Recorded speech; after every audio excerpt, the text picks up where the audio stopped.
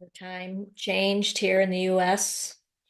Yeah, I did the opposite for, you go the wrong way. well, I changed my clocks the right way, but then for this meeting, I, for some reason, was thinking that it would need to be an hour ahead instead of an hour behind. So I like logged in at noon my time and I'm like, oh, wait a minute. Yeah, So I, yeah. And then just to complicate things, we go back an hour when we turn to winter time, which oh, well, oh, I'm not sure when it happens. I should know by now, but The I, fall back. yeah, yeah. I think not for another month or so. Here, yeah. yours April, I think I looked it up. Oh, So it's okay, next. good. Yeah, yeah. Well, April Right. next month then. Yeah, yeah. It's I didn't. constant that kind of back and forward and so on, and just so hard to get times that suit people as well, and days that suit people, because we're a day ahead of most of the world here as well. Yeah, Yeah.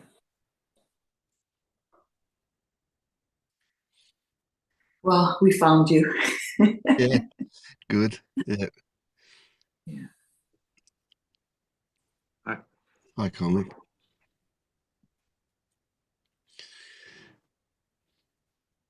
So tell me how you've been, Monique. What's the latest on your adventure?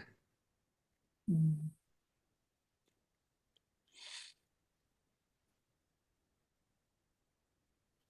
I was listening to your recording, I guess, from yesterday or the last one, and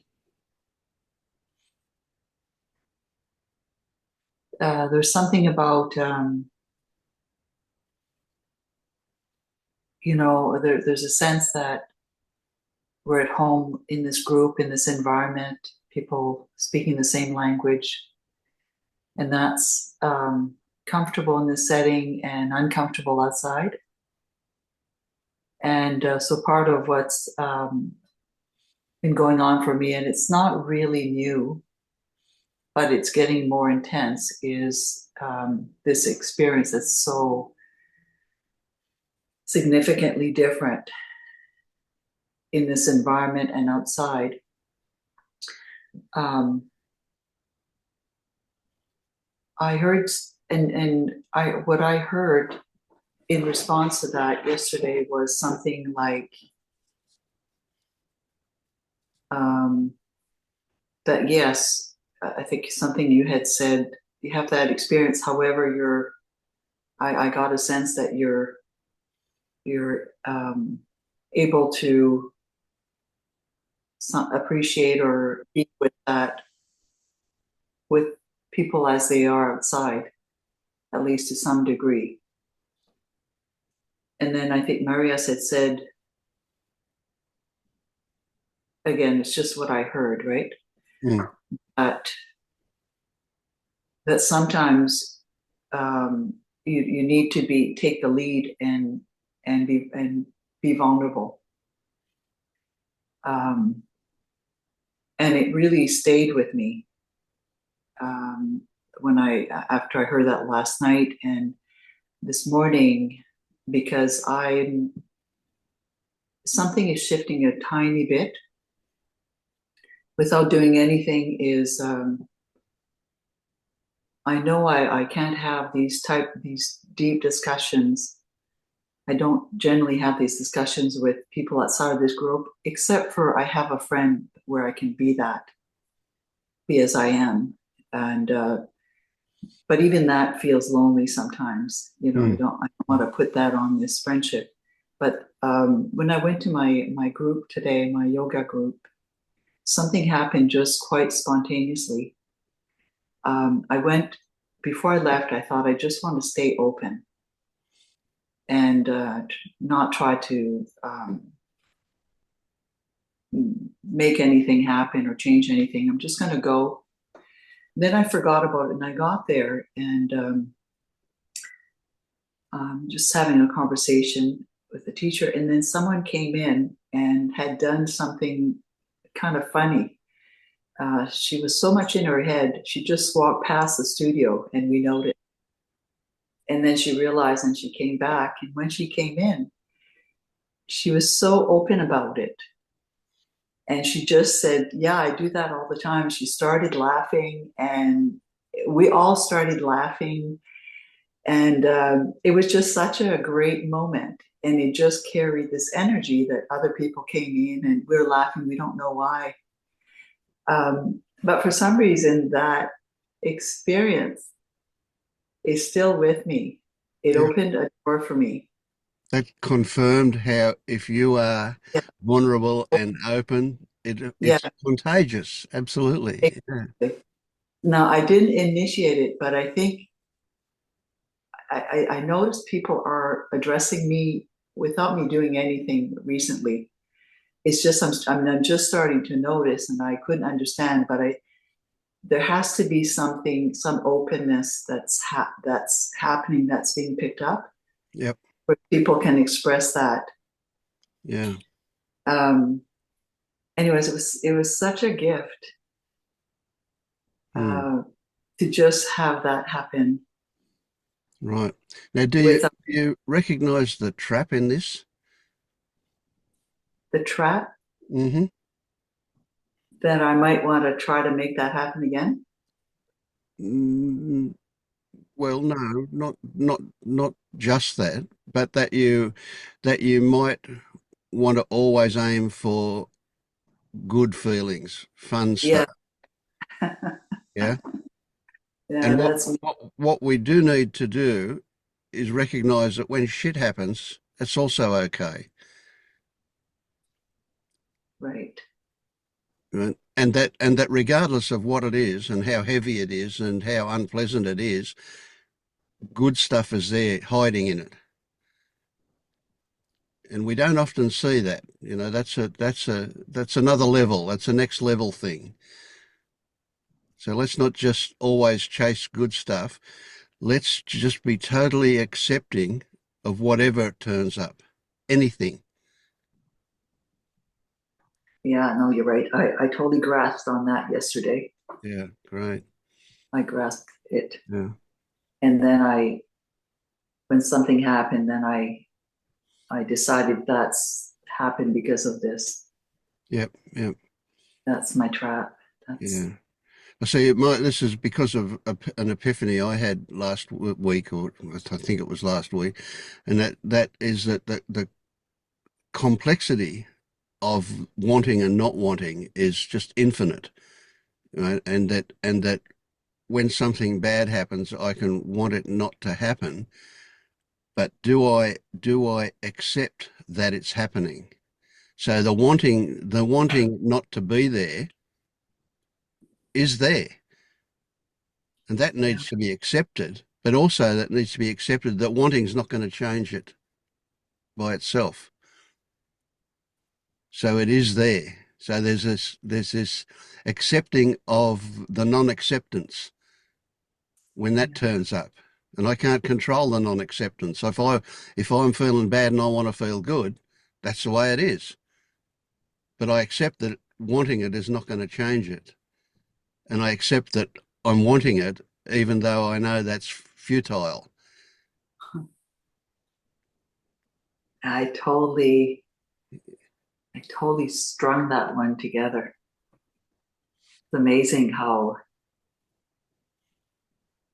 I thought I heard something and now I realize I heard what I wanted to hear. We do that, don't we? Yeah. I'm good at it. Yeah. We see the world as we are. Absolutely. Yeah. Yeah, so underneath that is this feeling of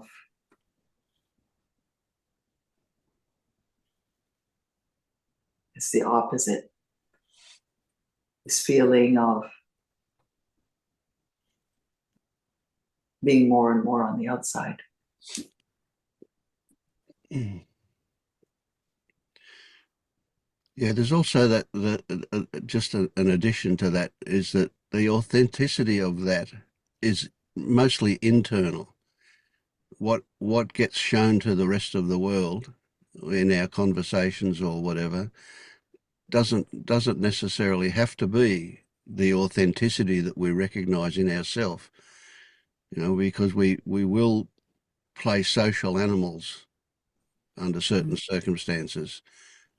And it's not that we're fake, it's appropriate. You don't talk to the cashier about your innermost feelings, do you? You just talk about the weather or whatever. But recognizing it for yourself that it is there, that inner authenticity is so, so important and valuable. Yeah.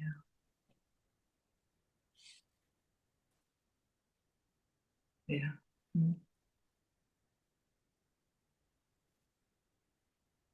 Yeah, it's like I'm trying to wiggle myself out of this discomfort. Mm. But I always end up back. Well, the irony is that the more Yeah. you try and get out of it, the deeper in you go. It's like quicksand. Yeah. Mm. I did the same thing I always do.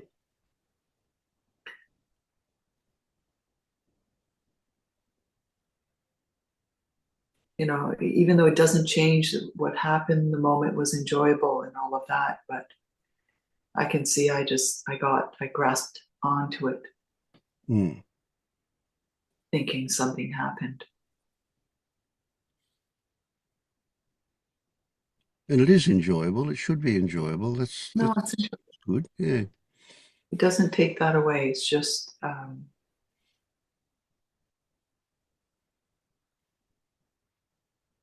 there's always a part of me that thinks that even though I know that I'm not making anything happen, there's still this sneaky little part of me that thinks that I have something to do with it. Mm. And you recognize that part and acknowledge that part, and don't say it's wrong. Or if you do, don't say that's wrong. It's just there. See, we're talking kind of layers now, layers upon layers upon layers, yeah. And this, Yeah, the more it's the more deeper down we go, the more subtle it gets. The harder it is to recognize what's happening. Yeah. yeah, yeah. I mean, the big stuff is easy to see in a sense, or at least easy to recognize there's a disturbance. But Yeah. these secret desires, I guess, in a sense, feels like something. Yep. Yeah. Uh, And sneaky. They're sneaky, those desires. yeah, sneaky little Mm. desires that they're not they're not in my face. They're very, very quiet. And Yeah. And the better we get at this and the more we feel good, the sneakier the desire to always be good becomes. Yeah. Mm. Good stuff. yeah, yeah, to see it has value for me.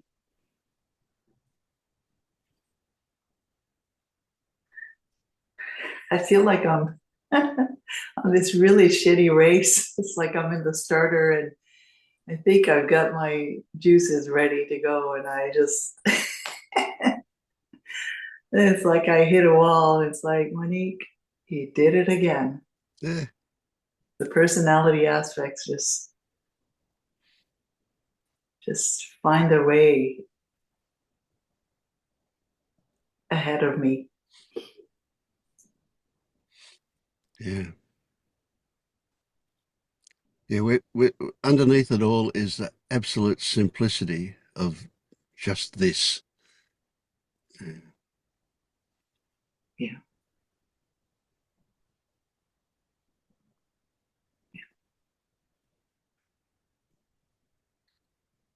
It's to not judge those personality aspects when they come up. Yeah. You can say not judge it, but if judging happens, Right. that's this too. And if you judge the fact that you judge it, that's just this too. Mm. There can't be anything wrong. It's not possible for there anything to be wrong.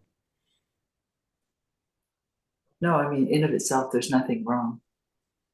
There's nothing wrong with this. It's the judgment is more that I didn't see it, Hmm. and that's unnecessary. Right. And so if you judge that you didn't see it, do you celebrate the fact that you saw that you didn't see it? um, yeah, that's a good idea. Celebrate the fact that I saw that I didn't see it. Yeah. Yeah, that's And what's you sad. just spontaneously celebrated it because I saw you laugh. Mm, That was a celebration. yeah, And you laughed because it was a sudden discovery. yeah.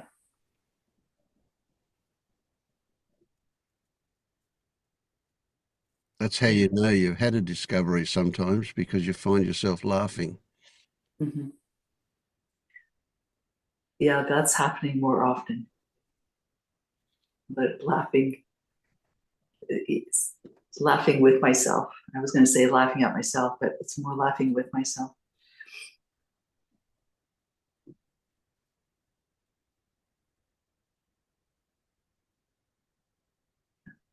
Well, it's not, that's ridiculous when you think about it, like with yourself, at yourself, for yourself. That's none of that was true. You laughed because a discovery happened. It's laugh. Yeah, Mm. right, right. Yeah, pretty hard to make yourself laugh if it doesn't Yeah, of come. course, you can fake it, but that's not, although there's value in faking it, but it's not Yeah, the same as that spontaneous triggered laughter that happens when you suddenly discover something or realize something. Boom, and it's there. Yeah. yeah. Yeah, good stuff.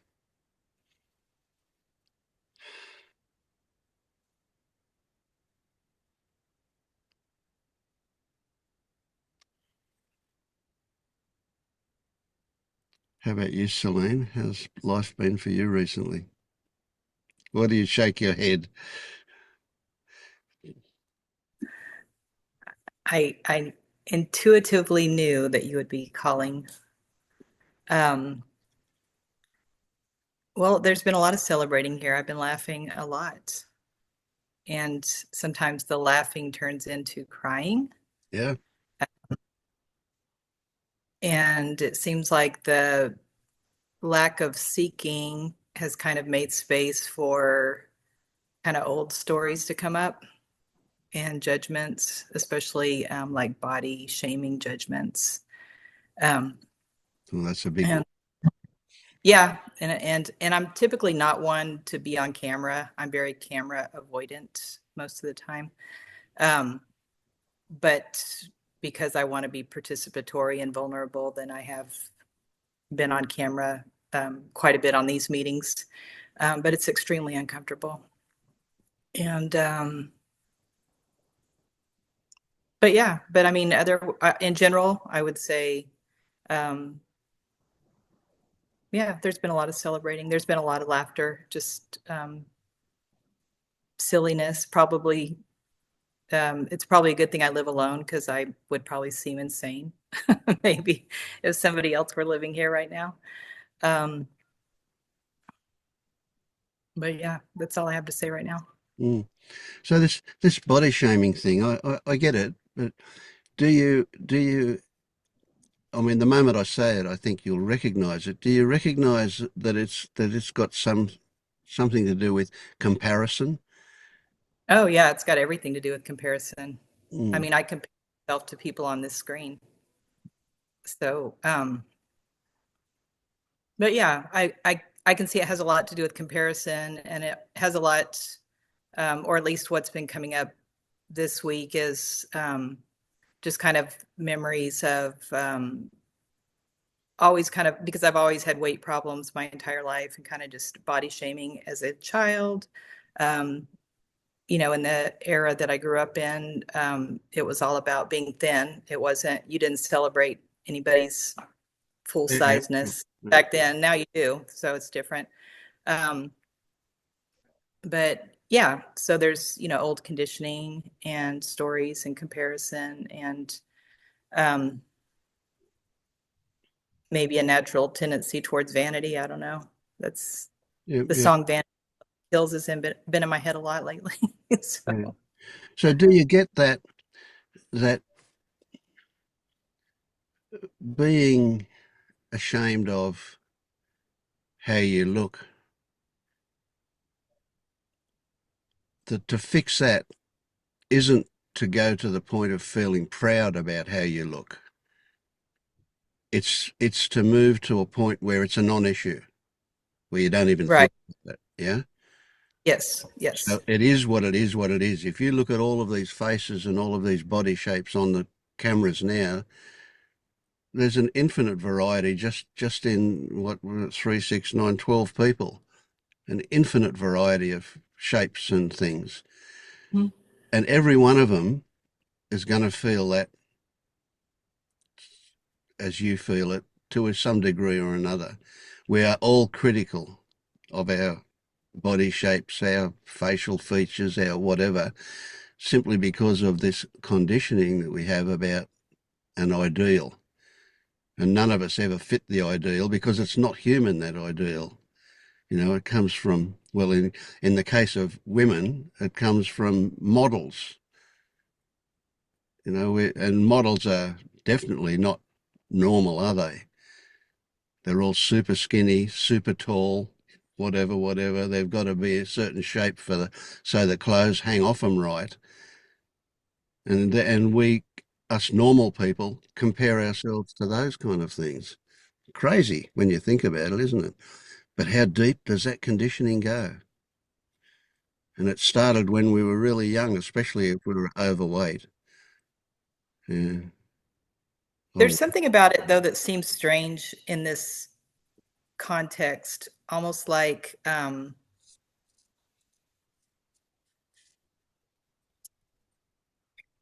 well, like say when I was going through LU, and then like even if I refer to a body, then Tyler would break it down, so I couldn't really have a body.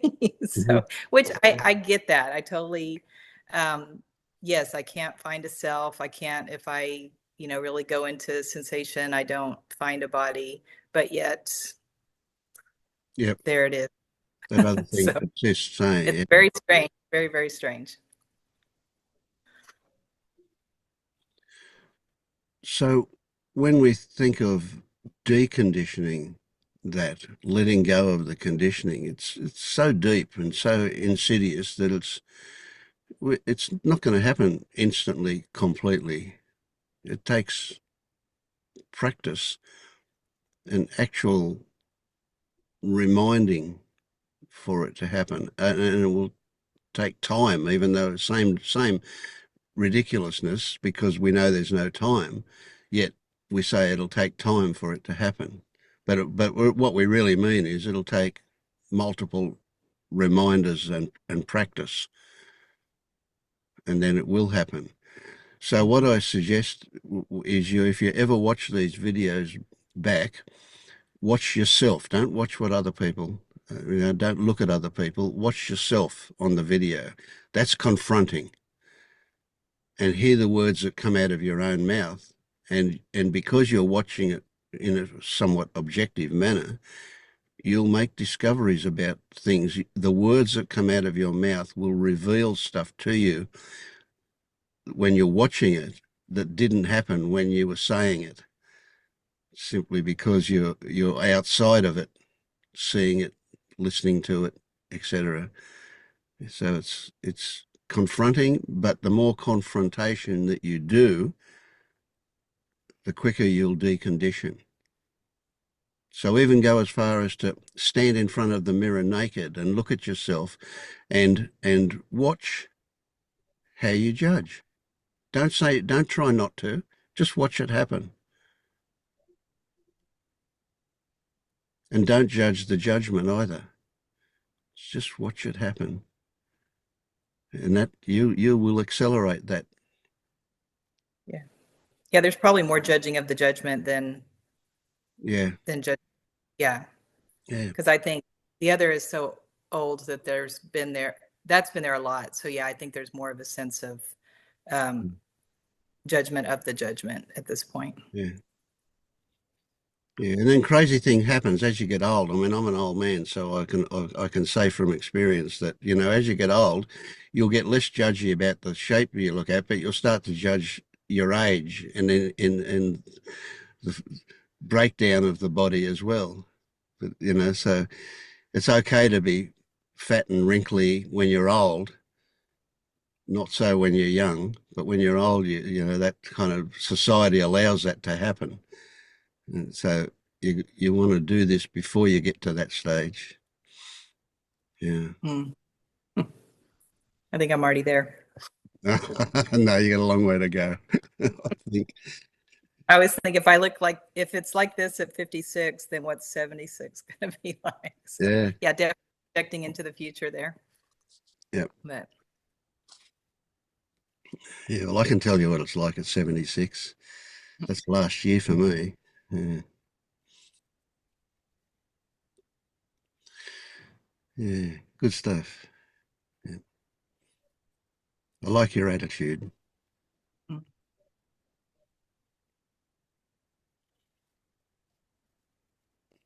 Why are you smiling, Michelle? You relate to something? Michelle and I are very good friends. She's heard a lot about all this. If I can out her as my friend. Right. So that smile was fueled by love, eh?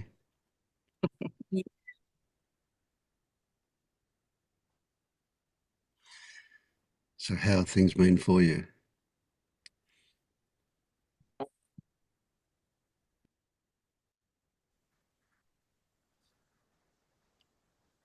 It just is interesting. Seems like things are different day to day, new things come up and then they move through, and different thoughts come up and they move through, and certain things seem like they get stuck for a while and then they don't. Yeah, it just seems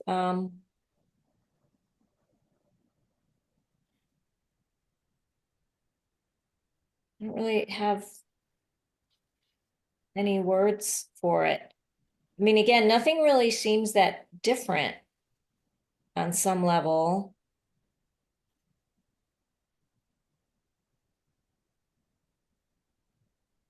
But it does feel like there's more of just a general accepting of things as they come and go. And um, I think in the past there was a lot of, well, I know in the past, if I would be feeling something that was really intense and uncomfortable, I think there was a lot of background thoughts about I'm going to feel this way forever, or what do I need to do to not feel this, or and things with this group have helped me with recognizing things that I would do to distract, even though I didn't really know I was doing that, Mm, becoming a lot more obvious of a yeah, distract things that are distractions from feeling, or yeah. I don't know. So what if I was to tell you that every single thought that you have is a distraction? That's it. Its job is to distract you from something. Every thought at this point. Yeah. That seems a bit crazy, doesn't it? Like how can it possibly be that every thought, I valued my thoughts so much before, and now you're telling me that they're all shit. And they are. Yeah. Yeah. Well, and I have found too that days that are like feel more uncomfortable though too, it's from so many thoughts that just kind of grabbed my attention, I guess. And so it just feels exhausting. So again, not that I'm trying to push them away or, No point. Yeah, that's right. Good. yeah, it just feels tiring and distracting. It Mm. feels like that is more of all these thoughts are distracting, but I've not really, it hasn't really come to me like, well, what are they distracting me from? Well, Yeah, that's you don't need to really chase that down be- because if the thoughts are successful doing their job in distracting you, you never know what they're distracting from. You don't even know that there's something to be distracted from because your thoughts are so successful at taking you away. So when you recognize that they are distracting you, that their job is to distract,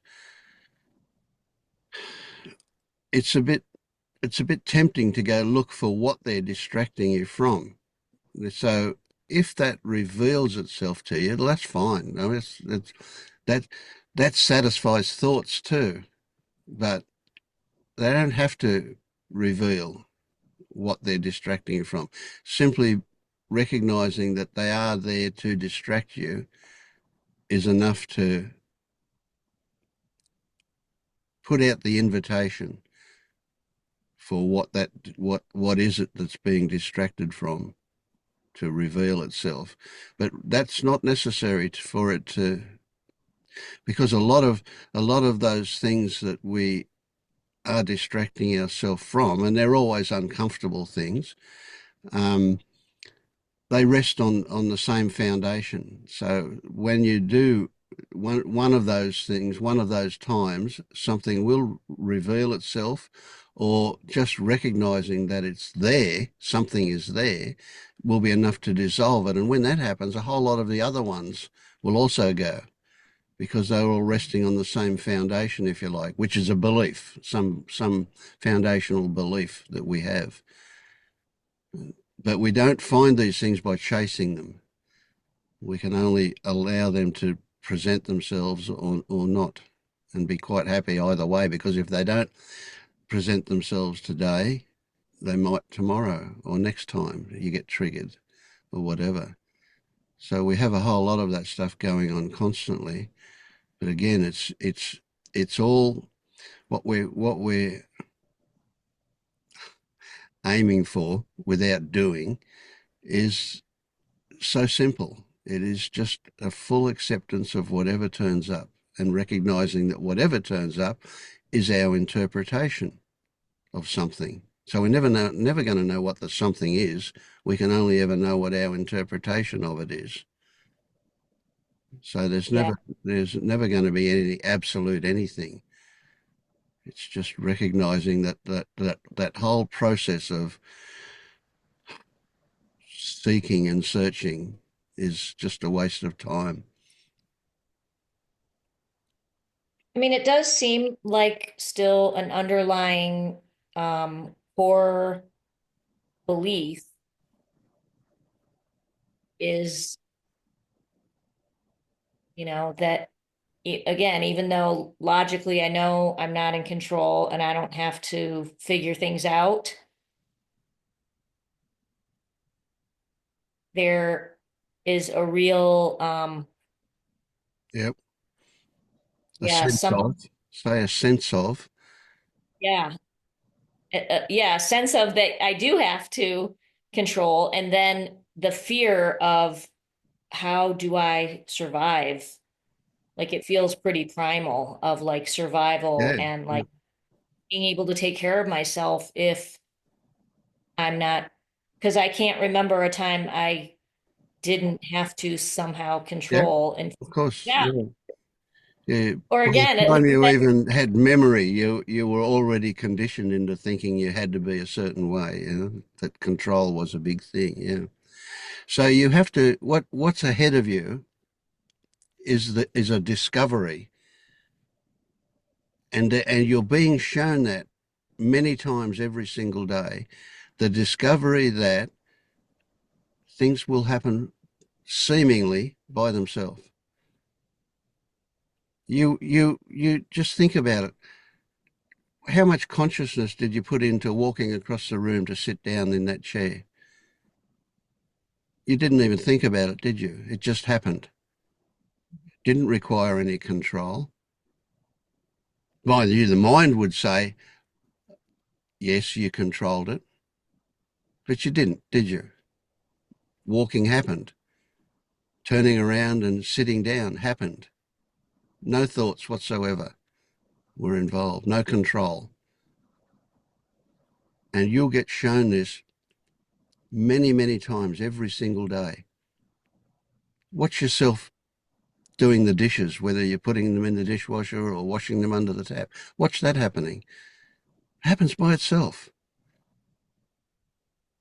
Watch it when you clean your teeth. Watch it when you go to the toilet. Watch it 100 times a day. Things will happen with no control. And when you discover that that's going on, you go, wow, those times when I think I do need control, I actually don't. And what you'll find is you'll try it. I'm constantly reminded, and my mind reminds me of somebody I worked with. I don't remember who went to the supermarket, and she made a conscious decision. It seemed like that. She didn't, but that's the way it seemed, that she would do her shopping without any thoughts. And she went around the supermarket and she came out with everything she needed and not a single conscious thought about what to pick off the shelf and put in a basket. It all happened. And she was blown away by that. Absolutely blown away. Yeah. Yeah, I'm having little ones too. Like yesterday, I was thinking, oh yeah, I'm gonna get up and get dressed and go for a walk. And like the day just kept going on, going on. Nope, never went for a walk. Okay, there you go. That's another one, yeah. And Yeah, when I you mean, and do then go for a walk, there's what's that? when you do go for a walk and you've had those thoughts about it and you've imagined yourself doing it, you see the nature of your thoughts. It's really tricky. It's like a little movie goes off and you see yourself getting dressed and going for a walk. Right? And if you did actually do what you saw yourself doing, it doesn't mean that one caused the other. They're two coincidental happenings. One is the thought story and the other one is the actual. And they're never exactly the same, but you get what I mean. You know, they're just one. We believe because we had the thought story that was the cause of us doing it. And the mind is so great when we actually do that, it celebrates and says, yeah, you did it. Yeah, good on you, you know. When we don't do it, it doesn't say a word. You don't hear anything about it. Yeah. All these little discoveries are all taking us down to the simplicity of this. Yeah. I just want to ask some clarification about thoughts. Thoughts don't think. They can't think. They can't manipulate. They can't actually do anything. They're just thoughts. So if you in what I'm understanding is if thoughts are just thoughts, unless you have a thought about it, only then is there like the brain may want to do something with it. But the thoughts in of itself are just that. Right? Yeah. So they can't,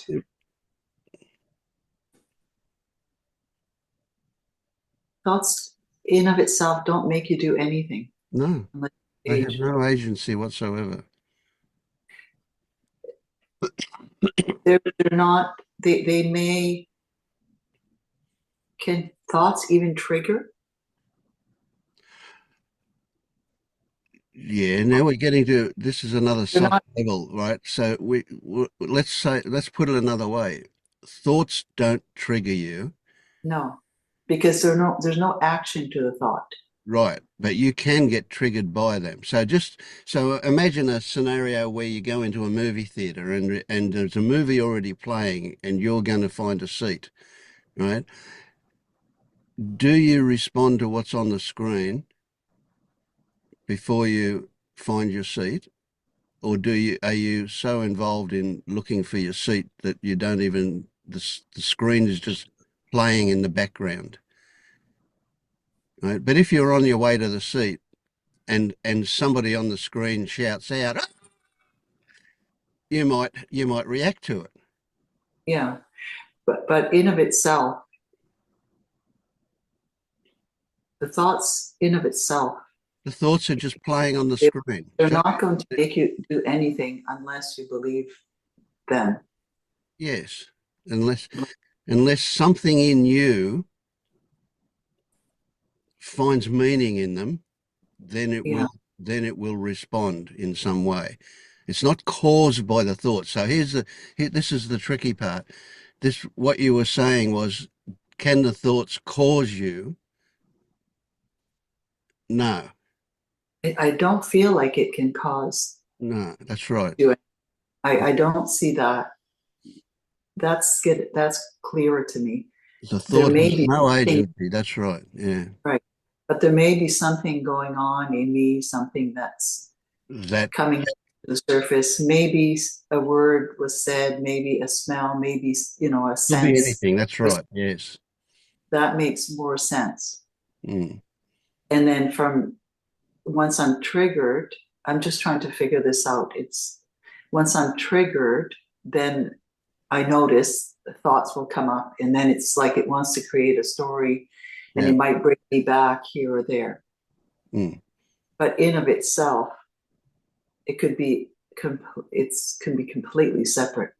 Yes. It is It, completely it's separate. not, yeah.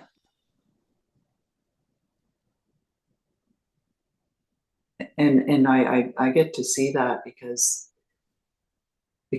there are always thoughts there. It's just sometimes it feels like they're just doing their thing, but it's only if I'm triggered. It's only if something's been activated for whatever reason that I would get caught up in thoughts. Mm. But if something that gets activated is activated by a complexity of conditions. Yes, usually something I don't even understand, not what's in front of me. Yeah, that's right. Yeah. That's what I'm starting to. Mm. So in the end, for me, and I don't know if this is so for others, but it's like that screen that the movie's playing on. The volume's been turned right down, and the screen's blurry because I'm looking at it without my glasses if I'm looking at it, or I'm not looking at it. It's just in the corner of my eye, or it's even behind me a lot of the time. But if you ask me what was going on, what was the story on the screen, I couldn't tell you because I've not been paying any particular attention to it. But it's there. It's, or at least I think it's there. Mm. It's like this is, so it's like my tinnitus. I don't even hear my tinnitus unless I say the word tinnitus, or if I focus on it, I can hear it. I can't now, which is a bit odd, but anyway, I it's not there. I'm not aware of it. So for me, it's not there unless I pay attention to it, and then it is there. Yeah, it's almost like for me, it's like if I yeah if I put my attention to it, then it feels real. Yes, yes, Seems to create something. yeah. Well, if I put my attention to it, it doesn't feel real. Okay. It's just like my tinnitus. It's just something that goes on in the background. And I can only presume that it's always there, Yeah. but I can't tell you from experience that it is always there. Yeah. And then, so if I were to focus on something and it has my attention, then when I notice that, then it's gone. Yeah.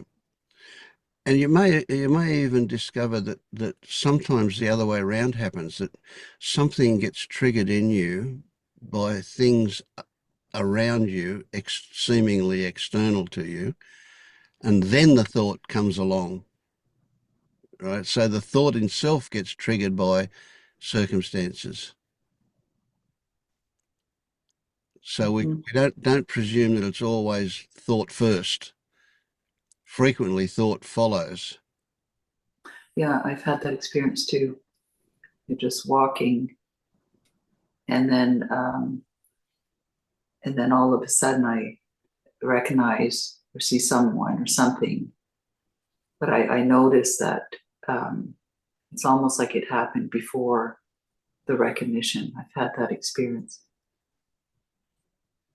Mm. Yeah, it's so easy to misunderstand the thoughts because sometimes it feels like it has energy.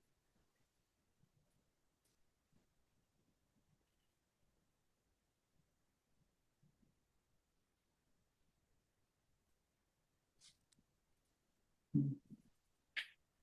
Yeah, so I like what Paul says, that if you treat thoughts as an object, and he puts them on a blackboard, but mine are just a bit more sophisticated. They're really on a movie screen because they're moving and evolving. They're not just static, but nevertheless, I mean that's only just the way he says it. But treating them as an object that's external to you is a good way to look at it.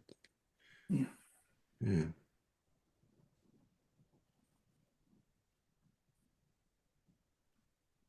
Mm. Thank you for that.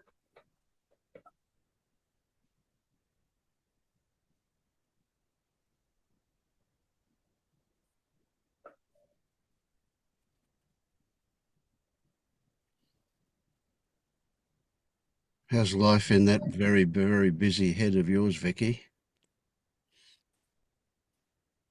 How do you know?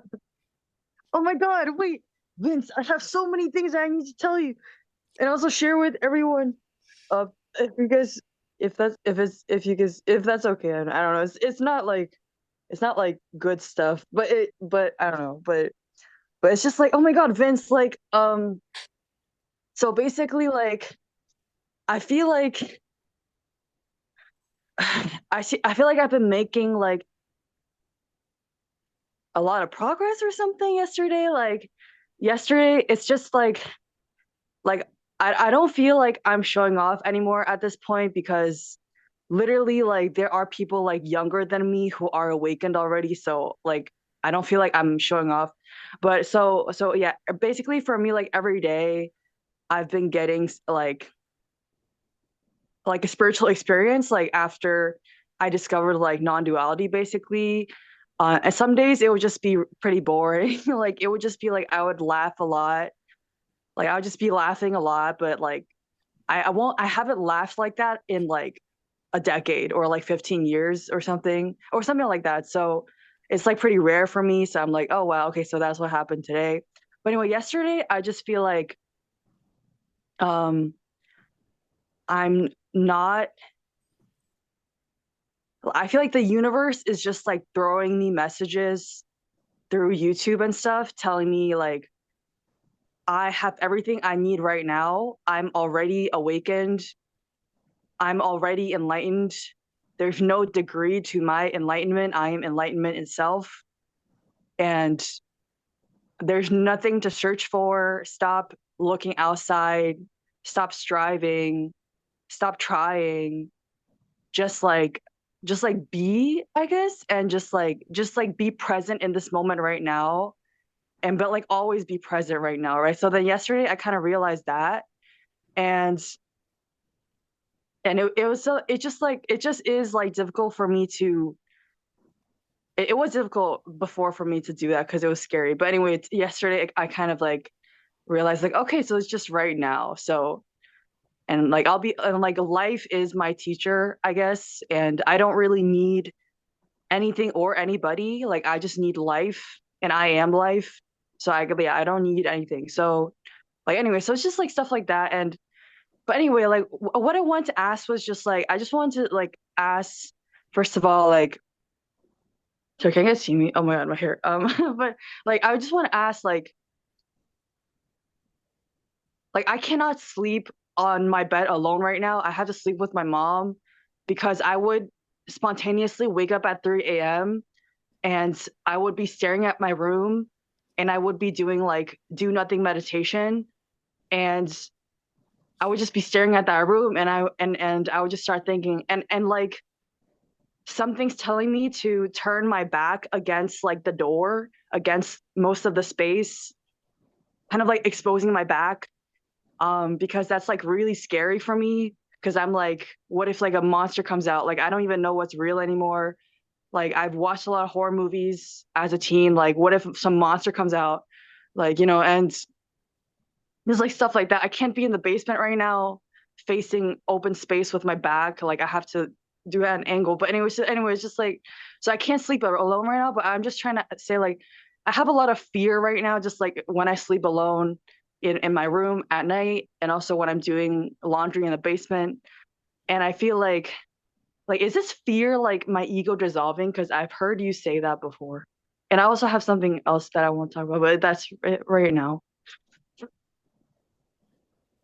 Yeah, well, if you see your ego as yourself, and that's that, even though we know that's an illusion, but if you see its job is to protect you,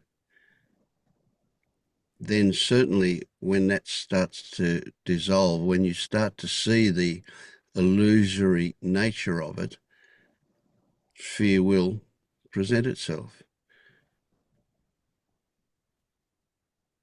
Did you, as a kid, experience the monster under the bed?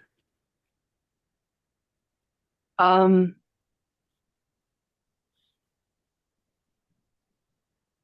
Not really, but I just thought like I imagined like if I would put my hand outside, a chainsaw would just come up and cut my hand off like Okay. the Yeah, edge of my bed or yeah, yeah, something. yeah. Well, Yeah. same thing, Yeah, it was a monster wielding the chainsaw, right? It was the same thing. Yeah, Yeah, yeah, yeah, yeah. yeah. So of course you didn't ever put your hand out to try it out, did you? I mean, like sometimes it would just already be outside, and then I would notice it, and I'm like, "Oh my gosh!" And then, so I Yeah, just put yeah. it. Yeah. Yeah, yeah. Mm. So I noticed as you were talking, now, yeah, I want to say two things at once to you. That makes it a bit hard. But I noticed as you were talking, there was a lot of I am life, etc. Yeah. Yeah.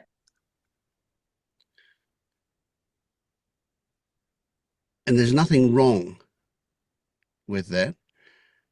It's a case of recognizing that that's happening, recognizing that you're seeing the world from the perspective of a person, and that is revealing identification. Right? Now, we can't hurry the dissolution of that apparent self. It's got to happen in its own time. And it will happen in stages. It will happen as we let go of certain things, as we discover things. We discover that monster, the chainsaw wielding thing, or the whatever, feeling that there's a monster there when you're down in the basement, that is generated by your mind. And it's there for a good purpose. It's there to make you feel safe. So it's just weird, isn't it? Because when it makes you feel unsafe, what you do is you do things to feel safe. And so just simply seeing those things happen in a calm way enables us to see the belief that's the foundation of those things, and that's enough to start dissolving it. So we don't go looking for things. Looking for things is a way of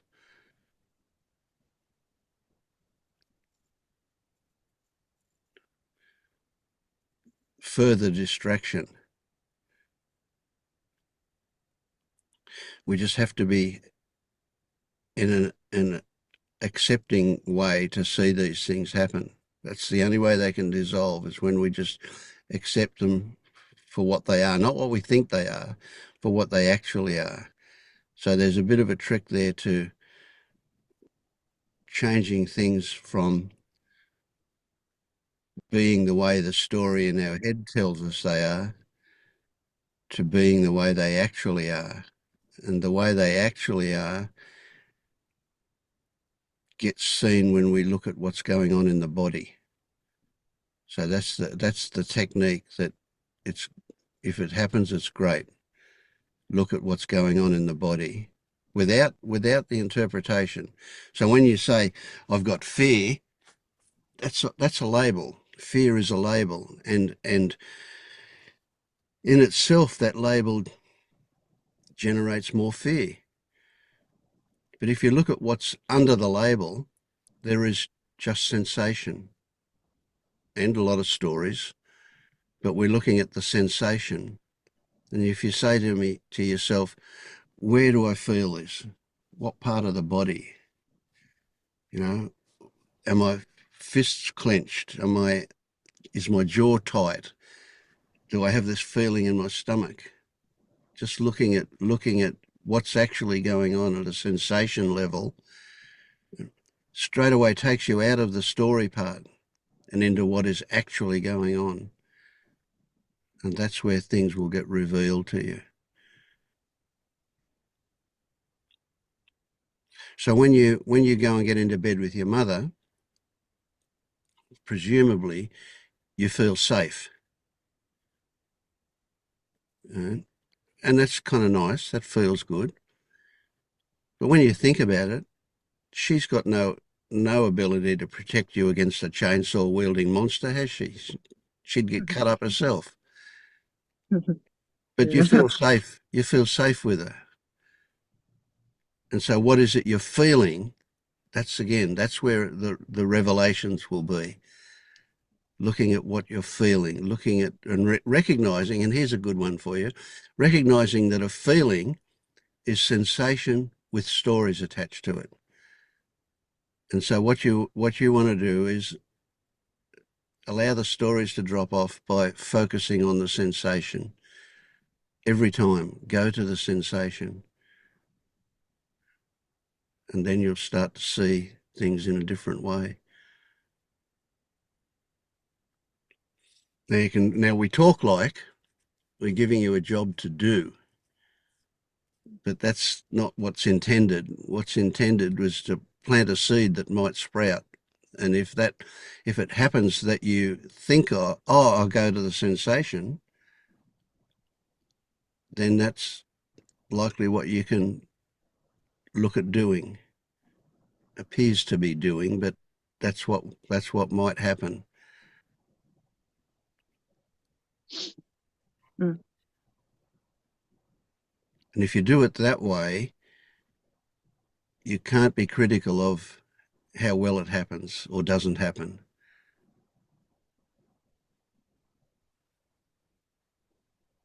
So if you take it as a doing, it sits on a foundation that's an illusion. That is, that you've got control and that you can do and be successful at doing that job. And that sets you up for failure. So you don't do that. You just look, did it happen? The thought arose, go into sensations. Did it happen? Not as good as I would like it to. Okay, that's just more thought. So get out of your head into the sensation again. So it's experimental, this journey of discovery that we need to do. And what and a side effect of this is that every time you get into your sensations, you get out of your head. And your head is so busy, busy, busy, busy, isn't it?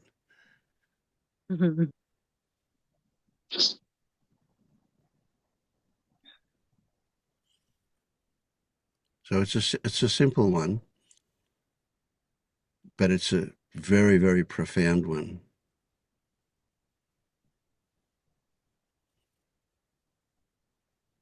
And we just need some practice. Can I say something about that?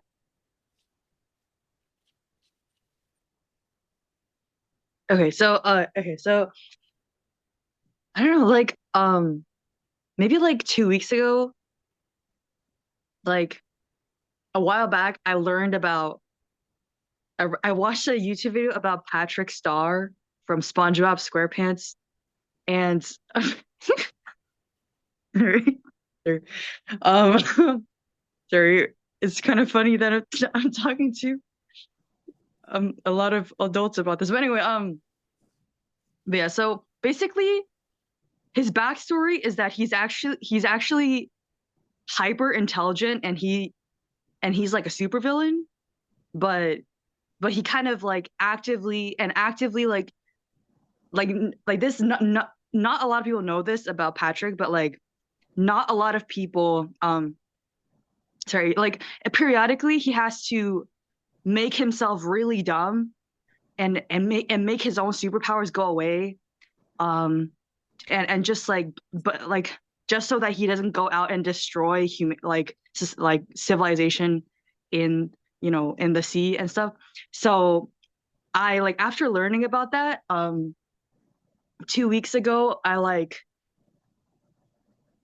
2 weeks ago I had like a vision or something of like Patrick lying on the seafloor, and his eyes were just like gazing at like something, but like his eyes were like just like so full of like love and sparkly. I can't even describe it, but it was just like, it was kind of like transcendent. It was like, so it's like, so I feel like what it told me is just like all this time, like ever since I was a kid, like I tried really hard to be intelligent and be successful, and like, and I kind of like built up this ego, or allowed this ego to be built up over time.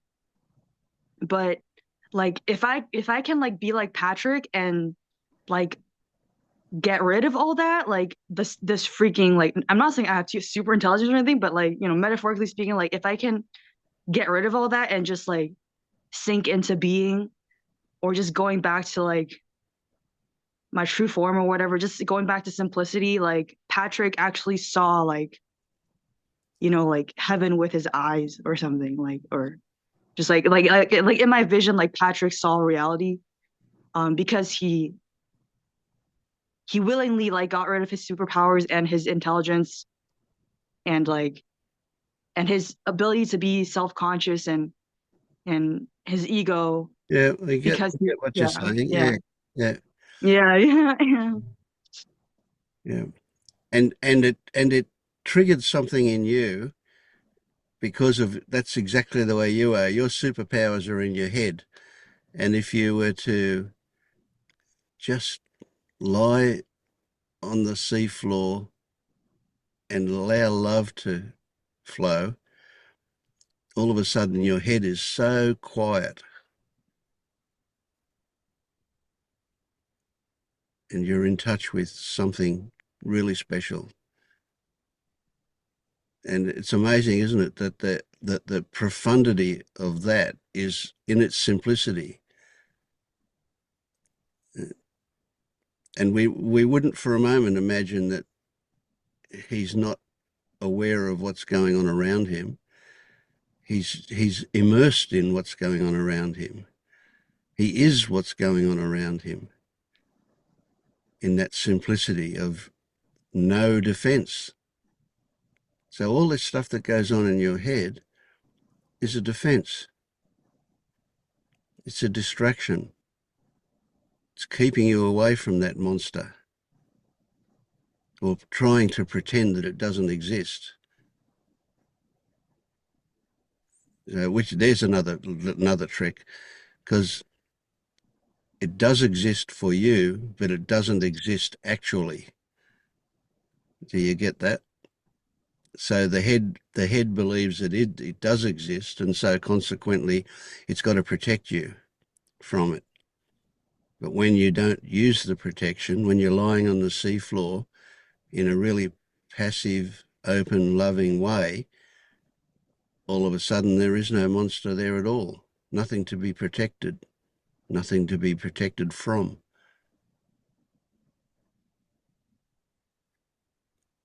So the thing for you, I would like the seed to be planted, and hopefully it will grow, that in simplicity is the answer for you. The mind, especially an active mind like yours, always complicates things. It wants a full-on story, and it's a story of the whole world all at once. 50 stories all playing at once on the same screen. And so that keep that analogy, that beautiful scene that you saw of SpongeBob lying there just being love. Yeah. And that touched you because it's possible for you. And it's not possible by trying for it, by chasing it, by doing anything. It's only possible by allowing.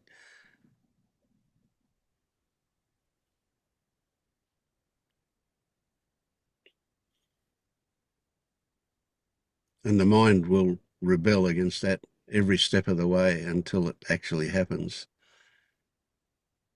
or till a glimpse of it happening occurs. Then it can let go a little.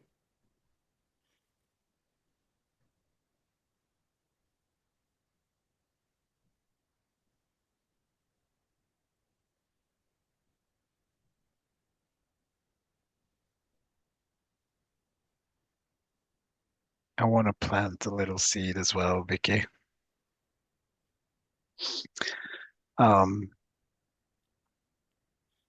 Notice how the mind wants to explain or create a story to interpret what is happening, either if it's a feeling like a fear, why am I feeling this fear? Or um,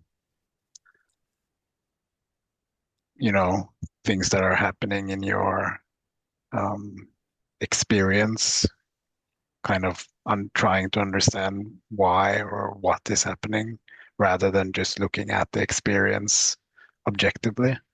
The mind keeps trying to um, create a story in the context of the story of Viky,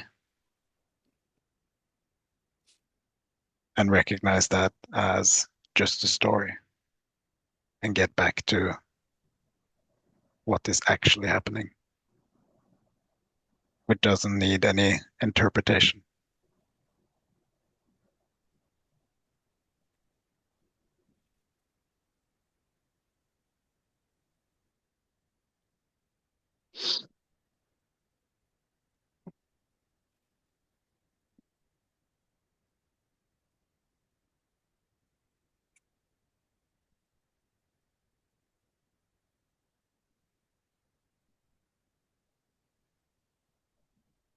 How did you feel about what Marius just said? Did you get what he was pointing at?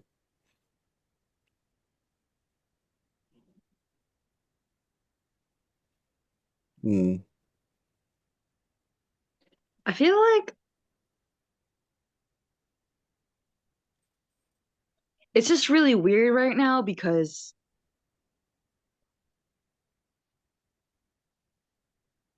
like what I was trying to talk about today, but I'm not gonna talk about it anymore because I feel like I don't want to take up too much time. But I don't like I was gonna say today, basically I'm really angry at God, but I feel like I have to surrender to God and I have to like humble myself and I have to make my ego humble because like, I am the ego right now. So I have to make myself humble and I have to surrender and let go and forgive and maybe not forgive, but just like let go and accept and stuff like that. And so it's hard because like I don't understand how I can do that. Like, You can't. You can't. And you have to, you have to, you have to. You said 5 times, I have to do this and I have to do that. You can't. You can't do any of that. You're fucked, aren't you? Can't do a single thing.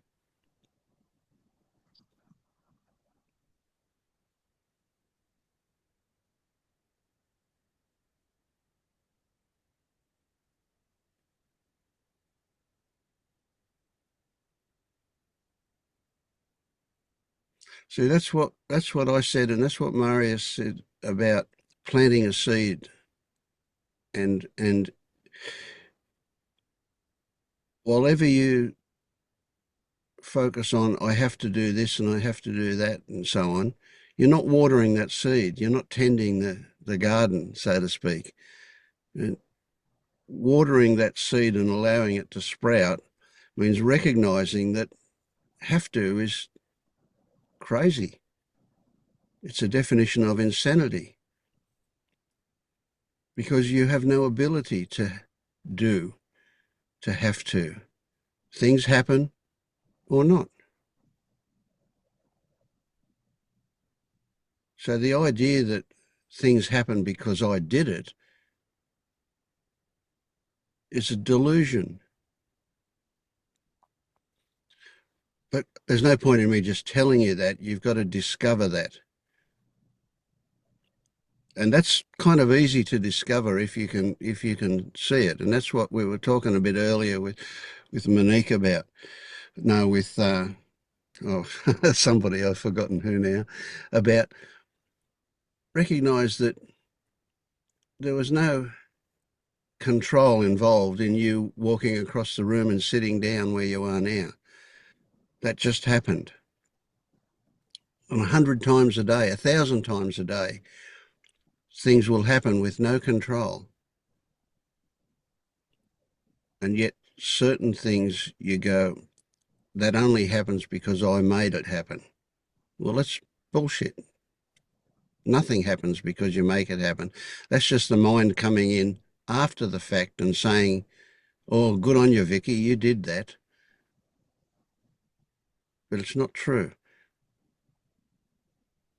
It's the mind coming in after the fact. So you don't have to do anything because you can't.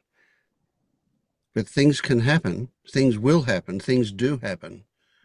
And they happen for a thousand reasons, 1,000 conditions for every happening, 1,000,000 conditions for every happening.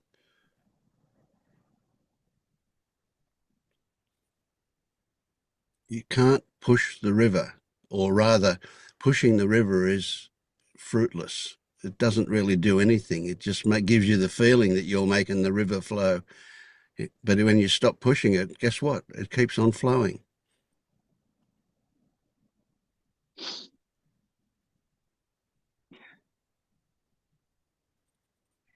But it's like the fear there, if you don't have control, that chainsaw wielding monster will get you. And it's only by letting go of control and seeing that it doesn't get you, that you can start to feel safe without having that body armor of a self believing you run the show.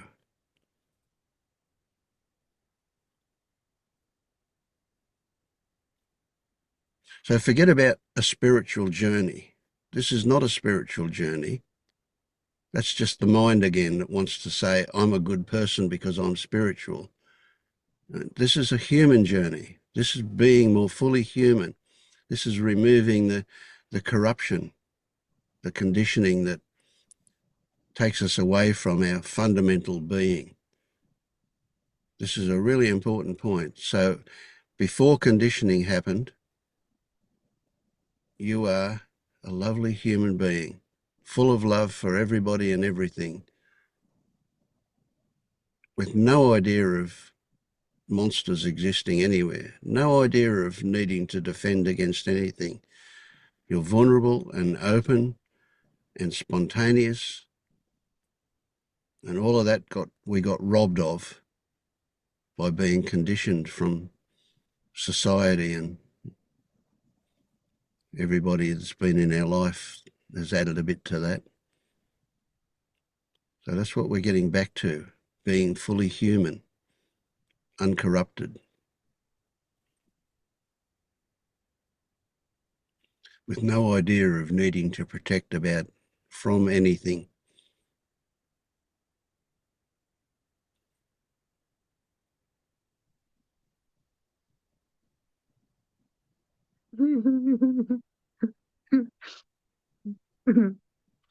Sorry, I'm so tense because I don't want to cry in front of everybody. Yeah.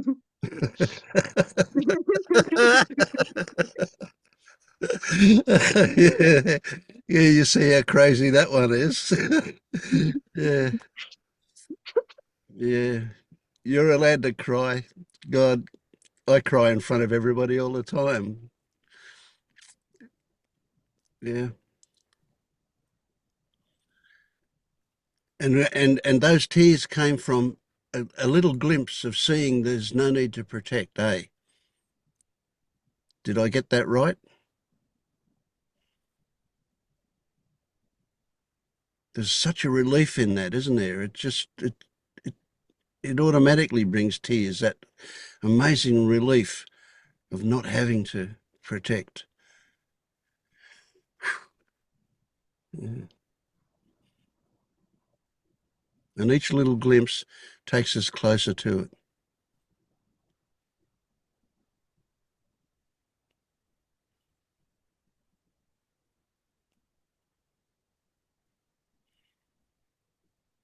And integration is a big part of this too. So each little glimpse we need to allow it to integrate, to soak in, to bring about whatever change it's going to bring about.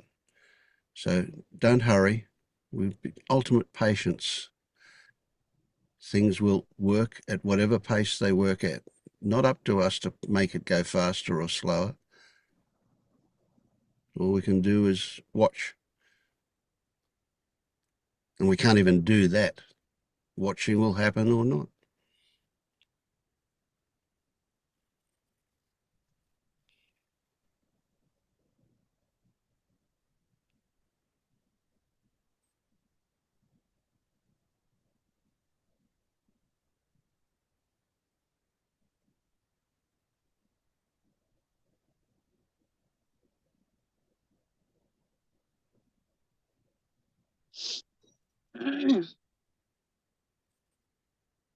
All right, thank you, Vince.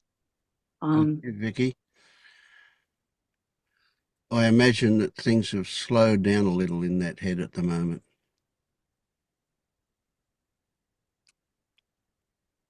Great.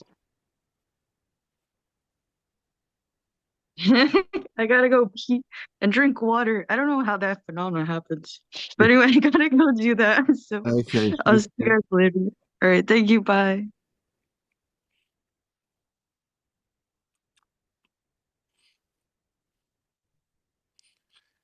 Where are you up to on this so-called journey, Jed?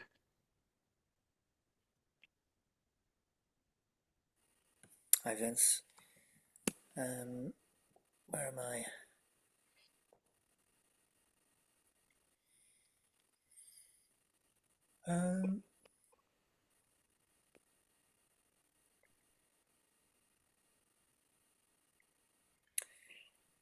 Um, doing quite a lot of noticing awareness and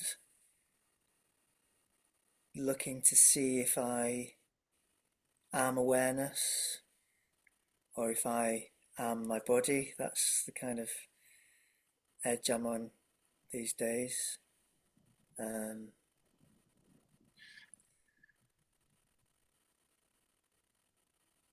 Yeah, I don't think I know Have you one been way or the other. watching non-dual videos? Yeah, yeah, mostly listening, but yeah, lots of listening. Mm. Yeah. So do you have in mind that it's possible that you are awareness? Yeah. That's your true nature? Um,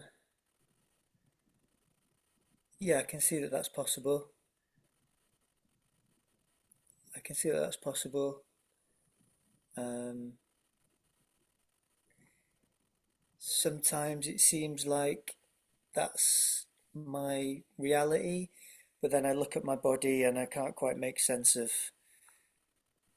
seeing that I have this body, and I don't get the pointings that are supposed to kind of get me to disidentify from my body, or identify with something bigger and see that my body is part of me but not the whole of me.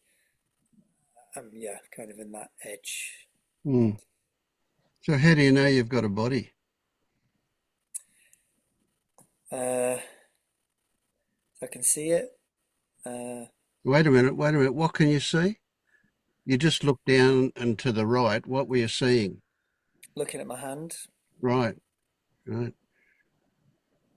So how do you know you got a back of your head?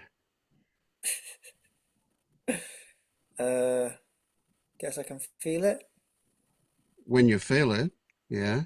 So when you feel it, are you feeling a back of your head or are you feeling a sensation in your fingers and in the skin on the back of your head? Well, yeah, I get what you're saying, and I guess I don't. Something like I believe that there are things outside of my experience, I Right. suppose. Like I Okay. believe, Australia is there, even though I've never been. Yeah, sure. Yeah. So here's the thing. This is a really, really big thing, right? This whole, whatever you want to call it, this journey, this this move towards something we call waking up or enlightenment or whatever you want to call it,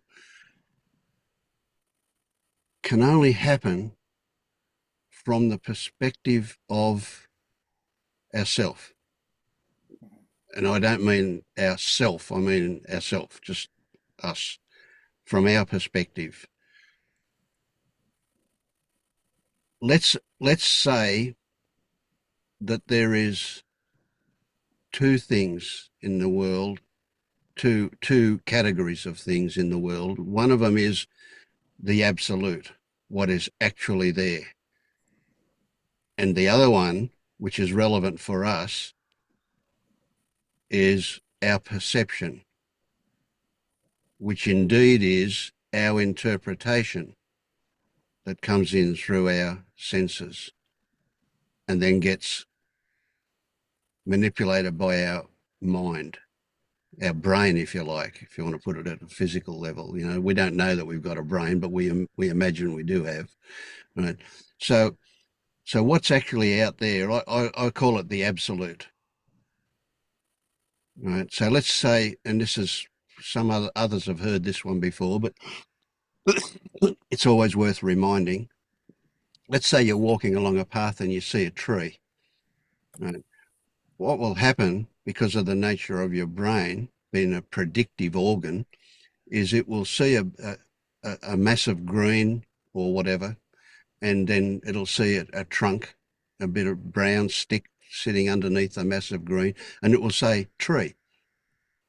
And from that moment on, you will relate to the image of the tree in your mind, not from the actual thing that's out there. But let's say, oh, this is a bit intriguing. I'll go over to this tree and I'll touch this tree. So you walk over to it and you put your fingers on the trunk. What do you know? You know only of sensations in your fingertips, a smell, a color that's coming in through the eyes, a texture that's coming in through the eyes. Where's this thing called a tree? It doesn't exist. It's a concept. It's a concept that encompasses all of those things that are other concepts, a trunk and foliage, etc. They're concepts. Just as your body is a concept, you know only of the touch of the back of your head, the sensation in your fingertips, the sensation in the skin on the back of your head. And the fingertips and the skin on the back of your head are concepts as well. But we have to use those concepts in order to communicate. But all you know is the sense of touch. There's no actual body, it's a concept. So what is that tree? What is the truth of the tree? What is the actuality of the tree? It's unknowable. All you can know is the sense of touch, the sense of smell, the sense of sight, whatever. And so we're not interested in what I call the absolute. It's unknowable to us humans. We don't have the facility to know what it is. And if I line you up with an insect and a dog and a frog, every one of you is going to have a totally different perception of that tree. Now, the insect's going to see it in maybe the ultraviolet, or I don't know what spectrum, but a different spectrum to us. And the frog's only going to see movement, and the dog's only going to see it in 2 colors or 3 colors, not all the colors that you see it in, etc. You know, so which one is true?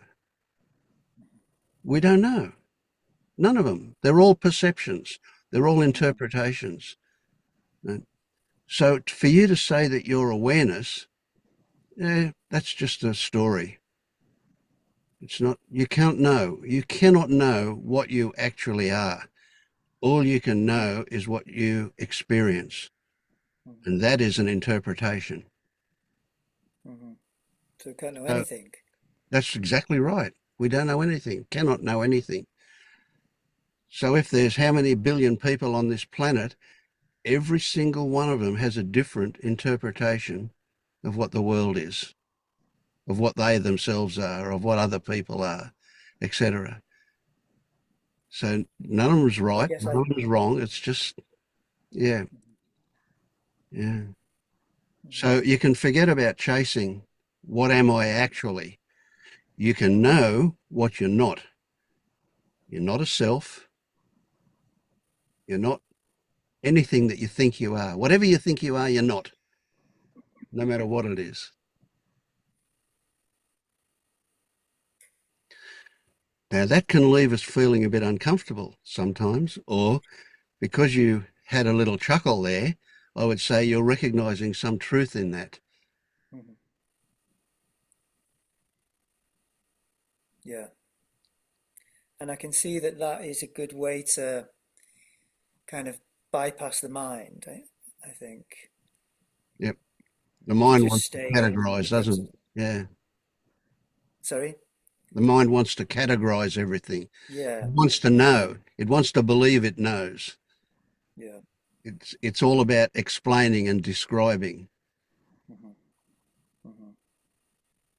And we're not going to stop it from doing that. We can't stop it. It's just going to do that because it's been doing that all our life, you know. It's ingrained that it will do that.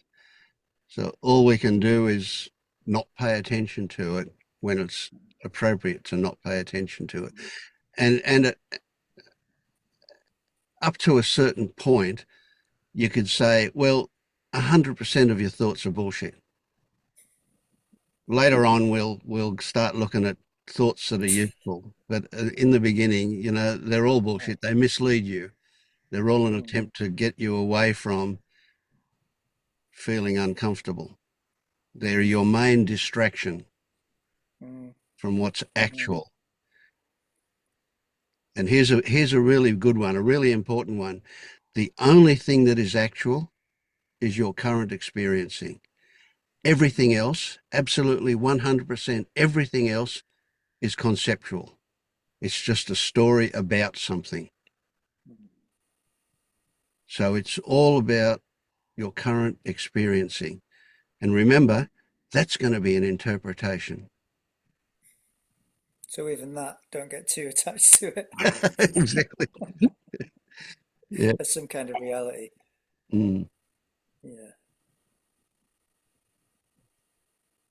Nice. Yeah, So I'd say don't watch non-dual videos anymore. They want to convince you that you are something. Right. Which is exactly what religions do.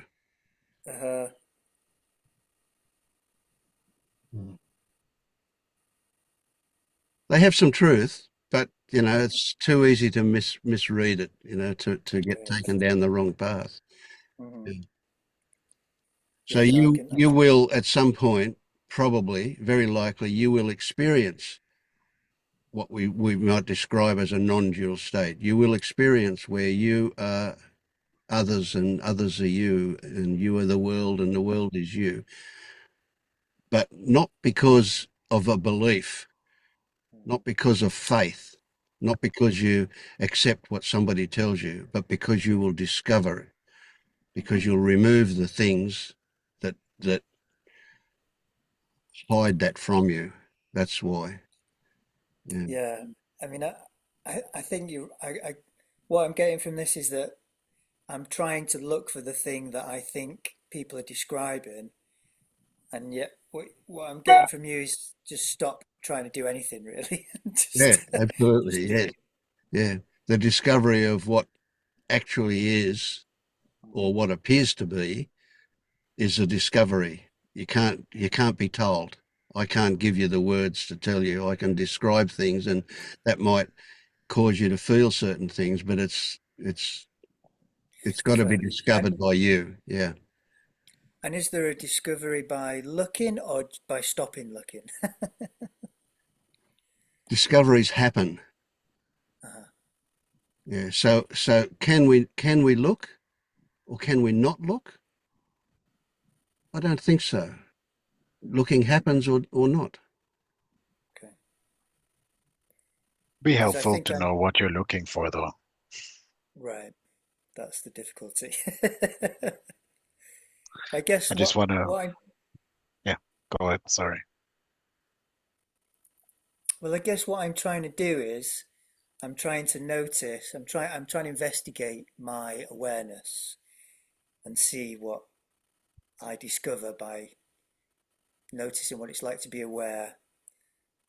Um, but I guess I have got an expectation of what I'm trying to see there, what I'm trying to find, maybe.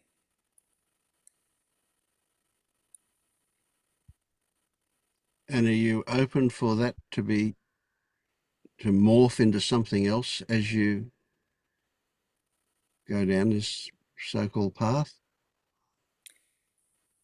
Yeah, but I can also see that I've been a bit like trying to see a thing that I've Yeah. conceptualized. Yeah, exactly.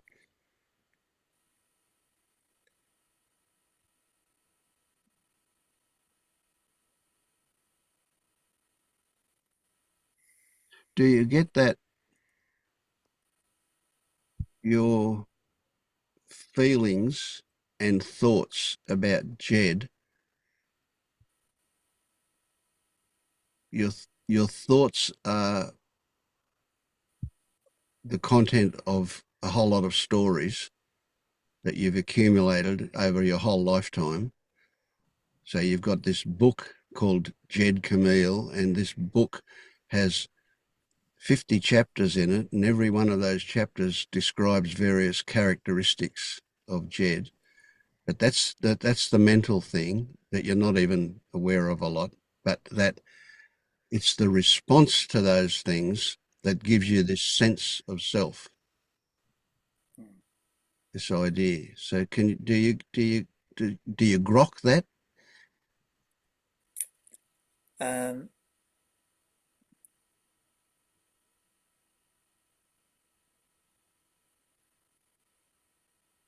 Not fully, but I kind of. So are you saying that all my conditioning, all my experiences, all my understandings, concepts is what creates to my sense of my identity as Jed? Yes, absolutely. Yeah, good word, identity. That's exactly right. Yeah. And your identity is the connection to those stories, those beliefs about who you are. The connection. That's the identity part. It's ownership, Hmm. which of course, as soon as you say it like that, it's obvious that it's just a story, isn't it? But there's something real about the feelings. Hmm. The feelings, as in the immediate experiences. Yeah. And the stories that say Jed responds this way to those circumstances and that way to those circumstances. That's the identity. Mm. The connection to those things, yes. The kind of attachment to them, do you mean, or how I relate to them? Yeah. So it becomes obvious that if you have no idea about the actuality of Jed, that any sense of identity is another concept, but a concept that you respond to. It feels very real, doesn't it? Yeah, it's a deep groove. Mm. Yeah.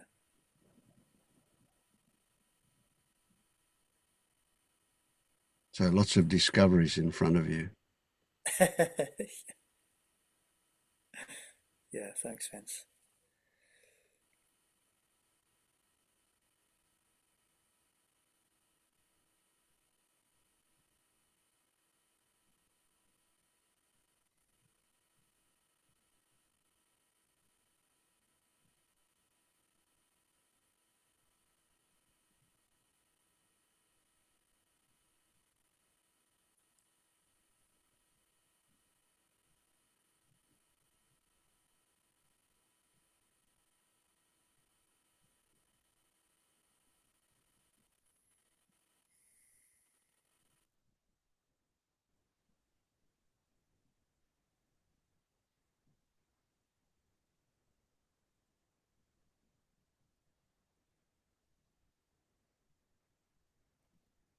How are you, Andre?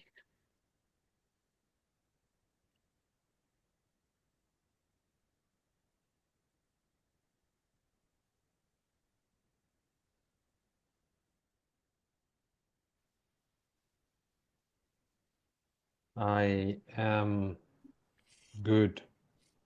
Thank you. How are you?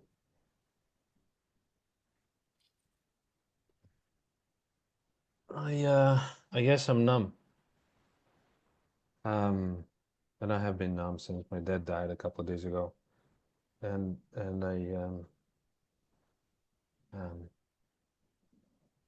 and it's kind of funny because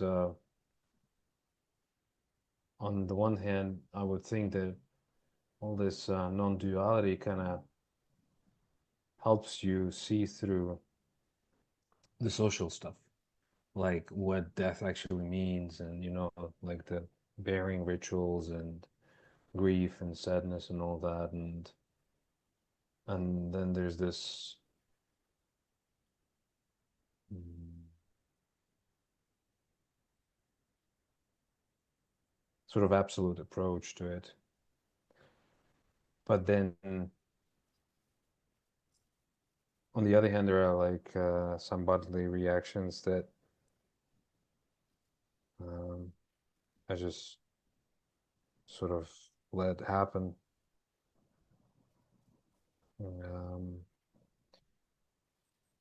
And try as much as I can not to interfere with trying to understand or trying to judge, because I do judge myself for not being a certain way or for not responding in a certain way. I do assume that there's some sort of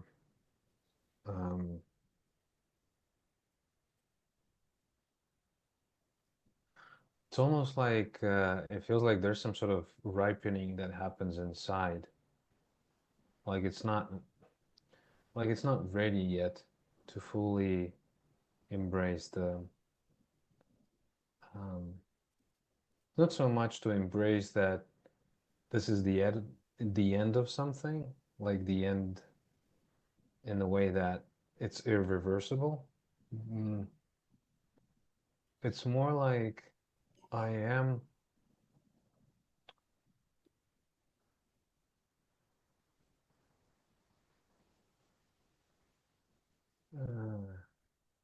kind of looking forward to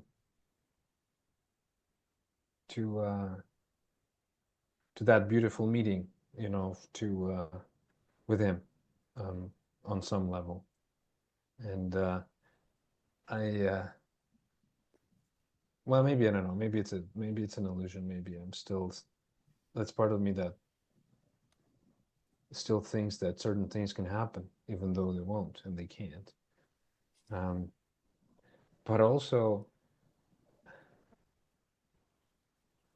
and I think I'm partly, it's based on what I hear other men saying. Some men say that they were not close with their fathers while the fathers were alive, and then when they die, that's when they actually feel it. That's when they feel the bond, that which is kind of weird, right? Because you sort of waste that time that day around, and then it's kind of too late. You kind of miss that bus in a way. But on the other hand, maybe that's like the way it is supposed to happen. It's like natural in a way that grandparents usually have more love towards grandchildren than their actual children, immediate children. Like more love to share. And it seems to be okay. It doesn't seem to be unnatural, to me at least.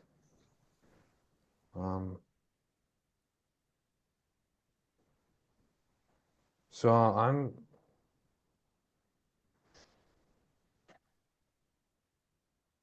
am doing okay. Just I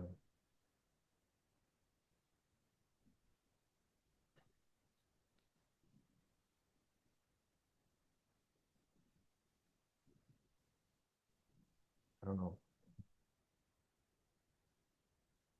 Would you say that you're discovering things? It's more like I am paying attention to the things that I haven't paid attention to before.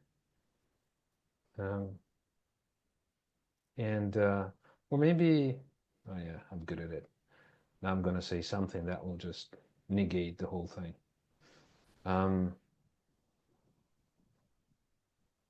Yeah, I guess it's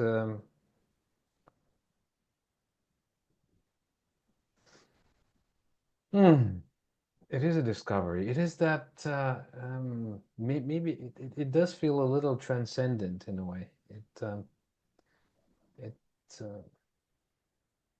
it sort of transcends through the body and the layer of, you know, the social layer and into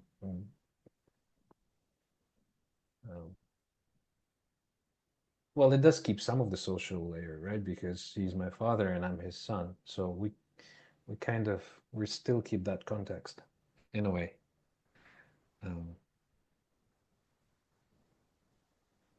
But I'm sort of still waiting for that some of the anger, I guess, and resentment and whatever I have for him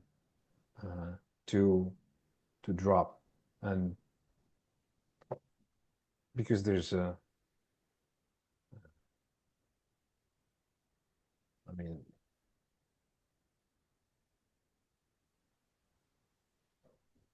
I don't know. Maybe I don't know.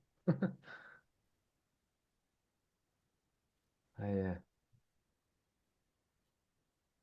Does it feel different that those things you have are now towards the memory of him because he's not there, whereas before they were towards something tangible?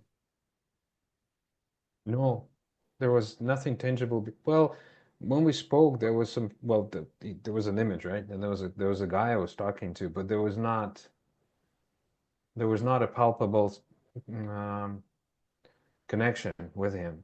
Like I couldn't feel it. Still the same. When he died, I was like, I sort of reached out into that same sort of space, and can you feel it now? No.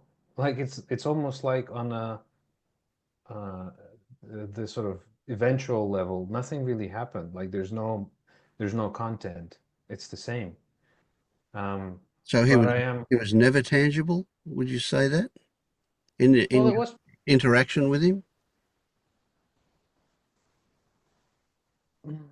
it was more tangible when we would meet in person. But then the memories I have of that are not pleasant. Like they're not happy memories. They're not like you know, you meet your father and you give him a hug and you talk to him. Mine wasn't the case. Like you meet your father and then you go through a stupid ritual of explaining how things are in your life. You're not really being heard. You're not really being seen. It's just the ritual. You know, you just go into this ball and you do these moves and you dance, but no one gives a fuck. Mm. Um, whether like your underwear is dirty or something. You Mm. just dance, you know. And then Um, feel relief when it ends?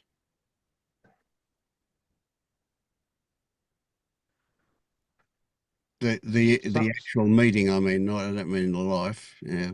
some relief, but then you can't really feel relief off of that because it doesn't really go away. It's just there's the there's a proportionate um, desire for that to be different, Mm. for that. So like and I think when that happened, I wasn't really aware of that. Like I started looking into this whole awareness thing or psychology. I started with psychology, transactional analysis. Um, and that's when I started noticing that, well, there's something wrong with this. Before that, no, it was like that's the way people live. That's the way things, you know, are and are supposed to be. Like at some point, in some point in my life, he would he started kissing me on the lips every time we met in person, and it wasn't like he was physical. He just started doing it at some point, and I was too, I guess, scared to tell him off. So I would just ignore it myself. But then at some point I noticed that, blah, this is disgusting. I don't like it. Um, Is that a cultural thing from his upbringing? well, if he did that since I was a kid, then probably I could call it cultural. But Mm. well, yeah, I mean, I've seen some men kiss. I have seen some of my friends and their fathers kiss them on the lips. And for me, that's a bad. I mean, it's okay. They can do whatever, but for me, it just seemed like I didn't like it. That's it. It's just like there's no extra intimacy in that for me. It's just disgust. And at some point I told him, you, you know, stop doing that. I don't like it. And even though he heard me, he would still try and do it every time we met. And I would like, and then I would just stop him and I'm like, look, don't, that's it. He's like, oh, come on, you like, so that what was he needed, but not what I needed. Mm. So that was one of those examples, like, I don't really care what you want. That's what I want. And I think he was pretty good living his life that way. Um, um, for, for himself, which is, I mean, I don't really judge it. It was just the way he lived his life. Yeah. So, so I don't know why, but like it's just I'm not sobbing or anything. I mean, I did, but only when I really focus on that child part and I just feel into that and then it sobs. Um, because it lost something, clearly. But for everything for like the rest of me, uh, and I'm thinking it could be because I'm blocking something off, like I am numbing it, maybe, or maybe not. Maybe it's just, you know, for some men, for some fathers and sons, that's the way things are. And maybe like if I have a similar relationship with my son, then who knows? Maybe he will, you know, for him it won't be a big deal if I die, or when I die, not if. Maybe. I mean, I don't know. Maybe I also need that kind of experience. Maybe I don't. Maybe there'll be like the whole village will be there when I die. Maybe not. Who Mm. knows?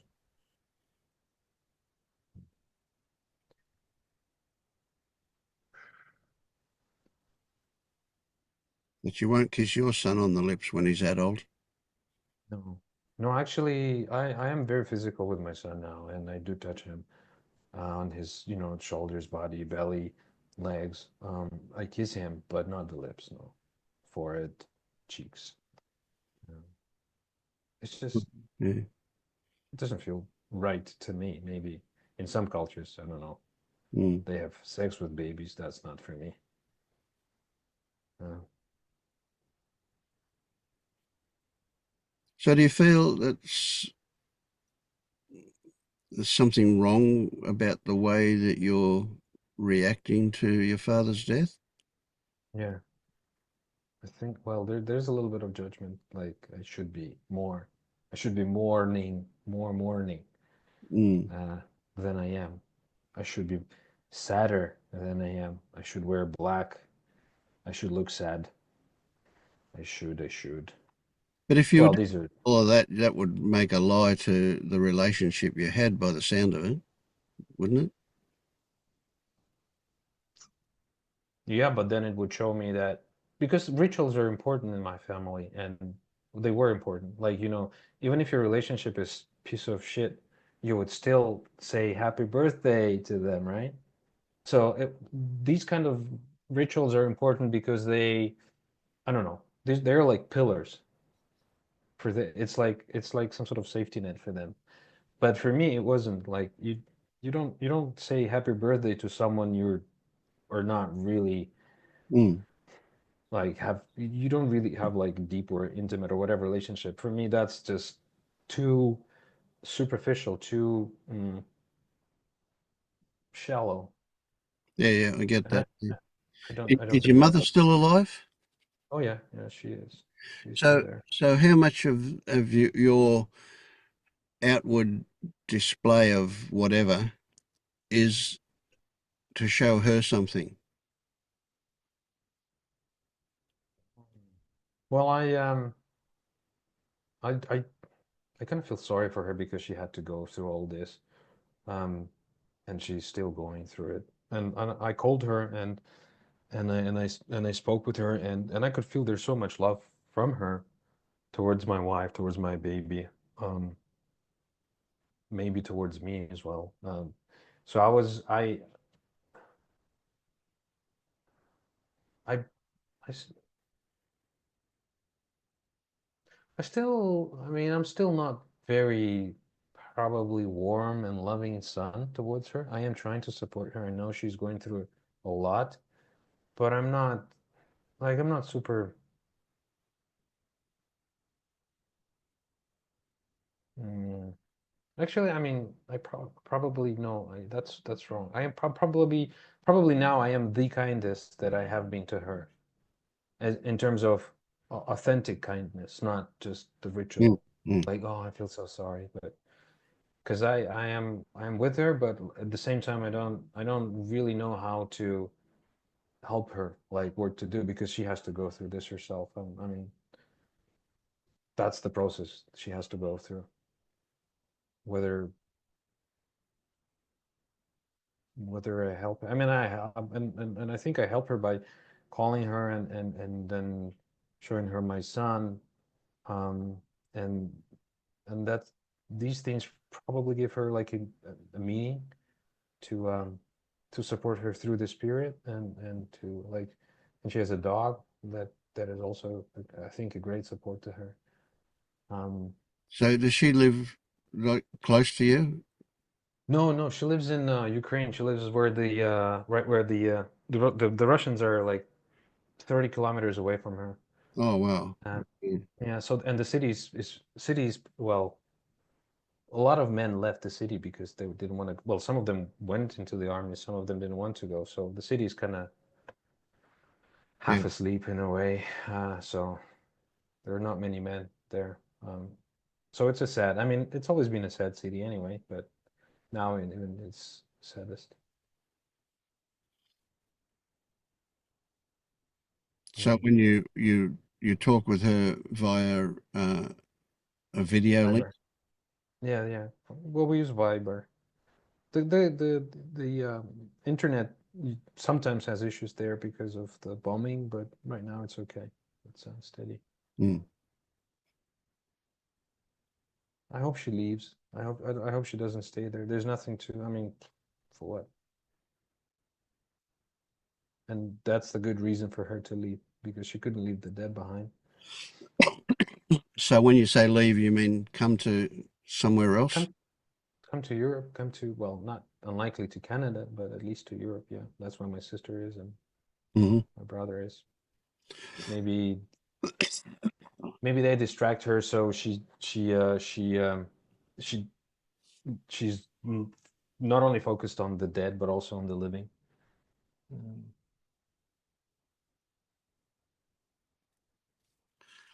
So presumably she gets a lot of comfort from your baby. yeah, I think so.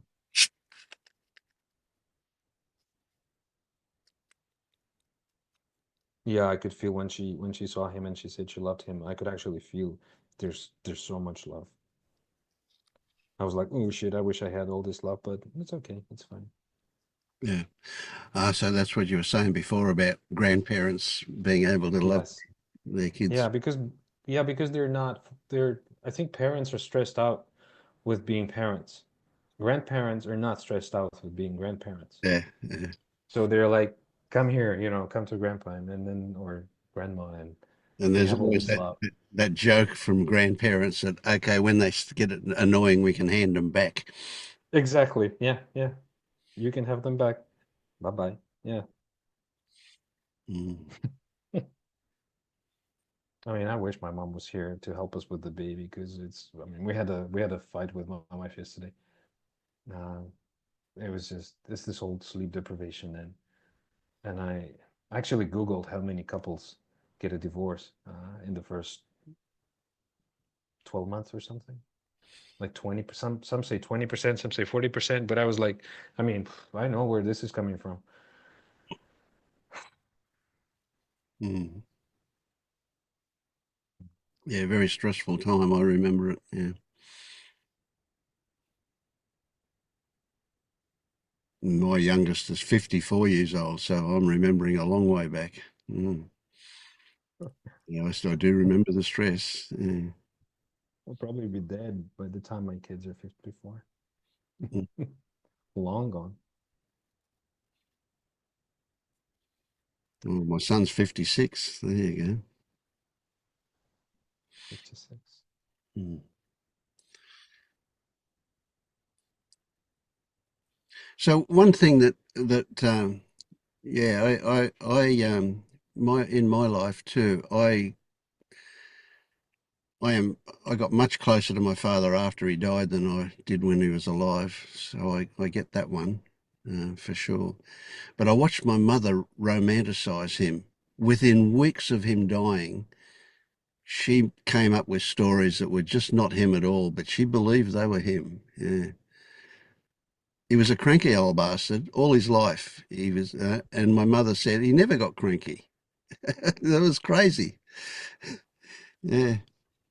But Sustained, yeah. so what I'm saying though is that it's a bit of human nature to romanticize the dead, to remember the good things and reject the things that we don't like and so on. And it's valuable for you to be aware of a tendency to do that. But certainly that at the same time, I don't think that I romanticized my father, but I forgave him for being who he was after he died. I saw that he was really just a little kid in an old man's body when he died. Yeah. So it was an interesting one. So your relationship with him will change because he's dead. But yeah, who knows how? I mean, she already started doing it because he would she was complaining that he would bring stuff from the outside like garbage, and he liked it, and he would just, I think it's a it's a condition, there's like it's a disease, right? Or what do they call them, hoard, what is some, there's a word for that. Yeah, hoarding. Yeah. Yeah, hoarding. So they bring stuff, and he would bring stuff, and it's sometimes like from the dumpster, so that would stink, and she would complain about it. And I think their place is a mess right now. But now that he died, she's like, "Oh, look at all this garbage, and it reminds you of him, and it is so nice." And I'm like, "Okay." Mm. So, I mean, I don't know. There's a saying in my language which basically sounds like, which means you either say good things about the dead or nothing at all, which I disagree with, but Yeah, that's the people culture. never say, yeah, yeah, people never say what they don't like about the dead, only what what they do like, and so that's probably why there's a superstition probably that you shouldn't say bad things about the dead, Yeah, yeah, which I yeah. don't. That's in our culture too, you know. Yeah, yeah. Speaking ill of the dead is the Yeah, term. speaking out. Yeah, yeah, yeah. Mm. I mean, Why not? If they're arseholes, they're arseholes, whether they're dead or alive. yeah, yeah. Yeah, yeah. Yeah, so it makes them, it kind of romanticizes them. It kind of, well, no, it actually, like you said, it sort of put them into like, it makes them saint almost in a Mm, way. mm. They're so perfect now that they're dead. So all it takes for you to become perfect, just die, I Yeah. guess. Yeah. Oh, Mm. sorry, it's a bit heavy.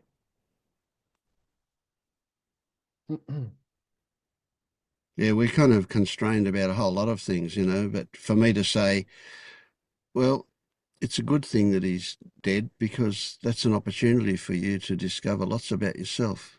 That even seems wrong in a way, but it's true.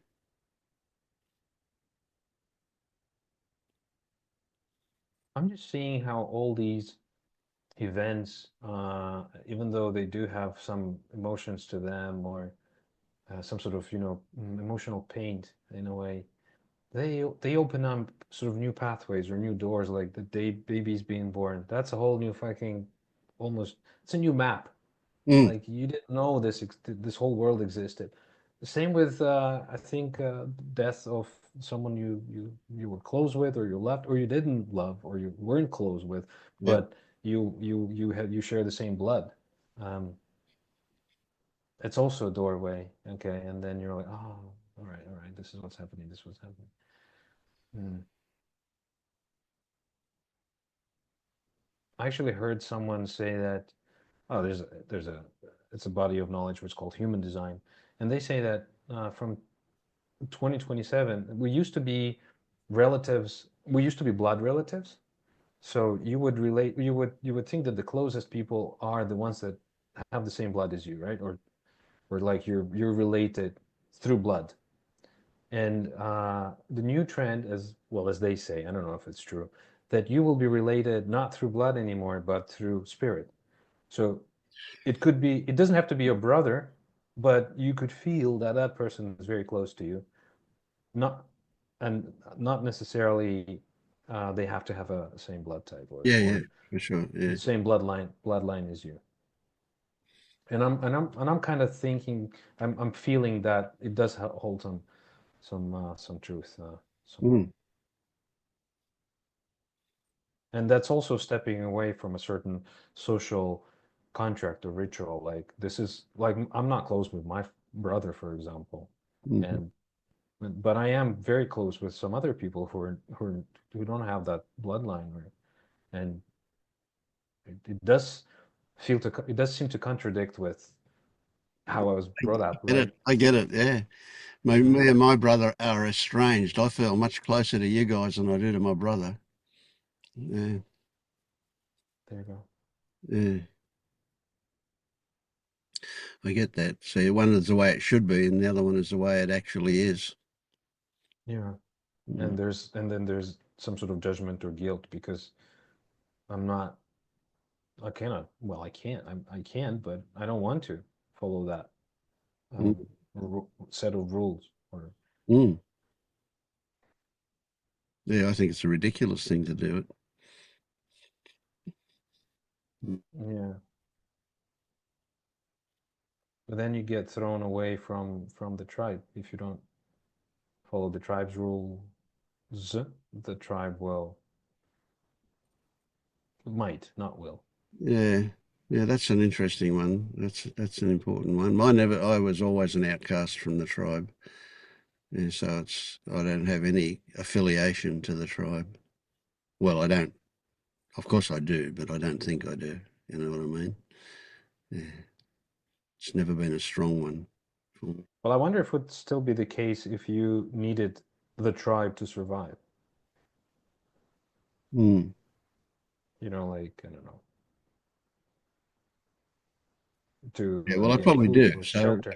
yeah, it makes a bit of a lie to what I said, I just feel like, but still, the tribe thinks I belong to them, even if I don't feel like I belong to them. Yeah. And like you said, when you go to the supermarket, you don't put your awakening hat on, right? You put um, a social hat on. Yep. Yeah. So Yeah. I still pretend like I belong to the tribe. Yeah. yeah, this is funny.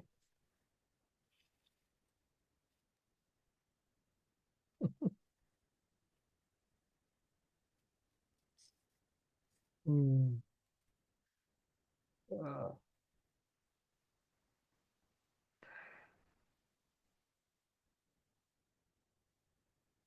that's all I have to say. Thank you. Thank you.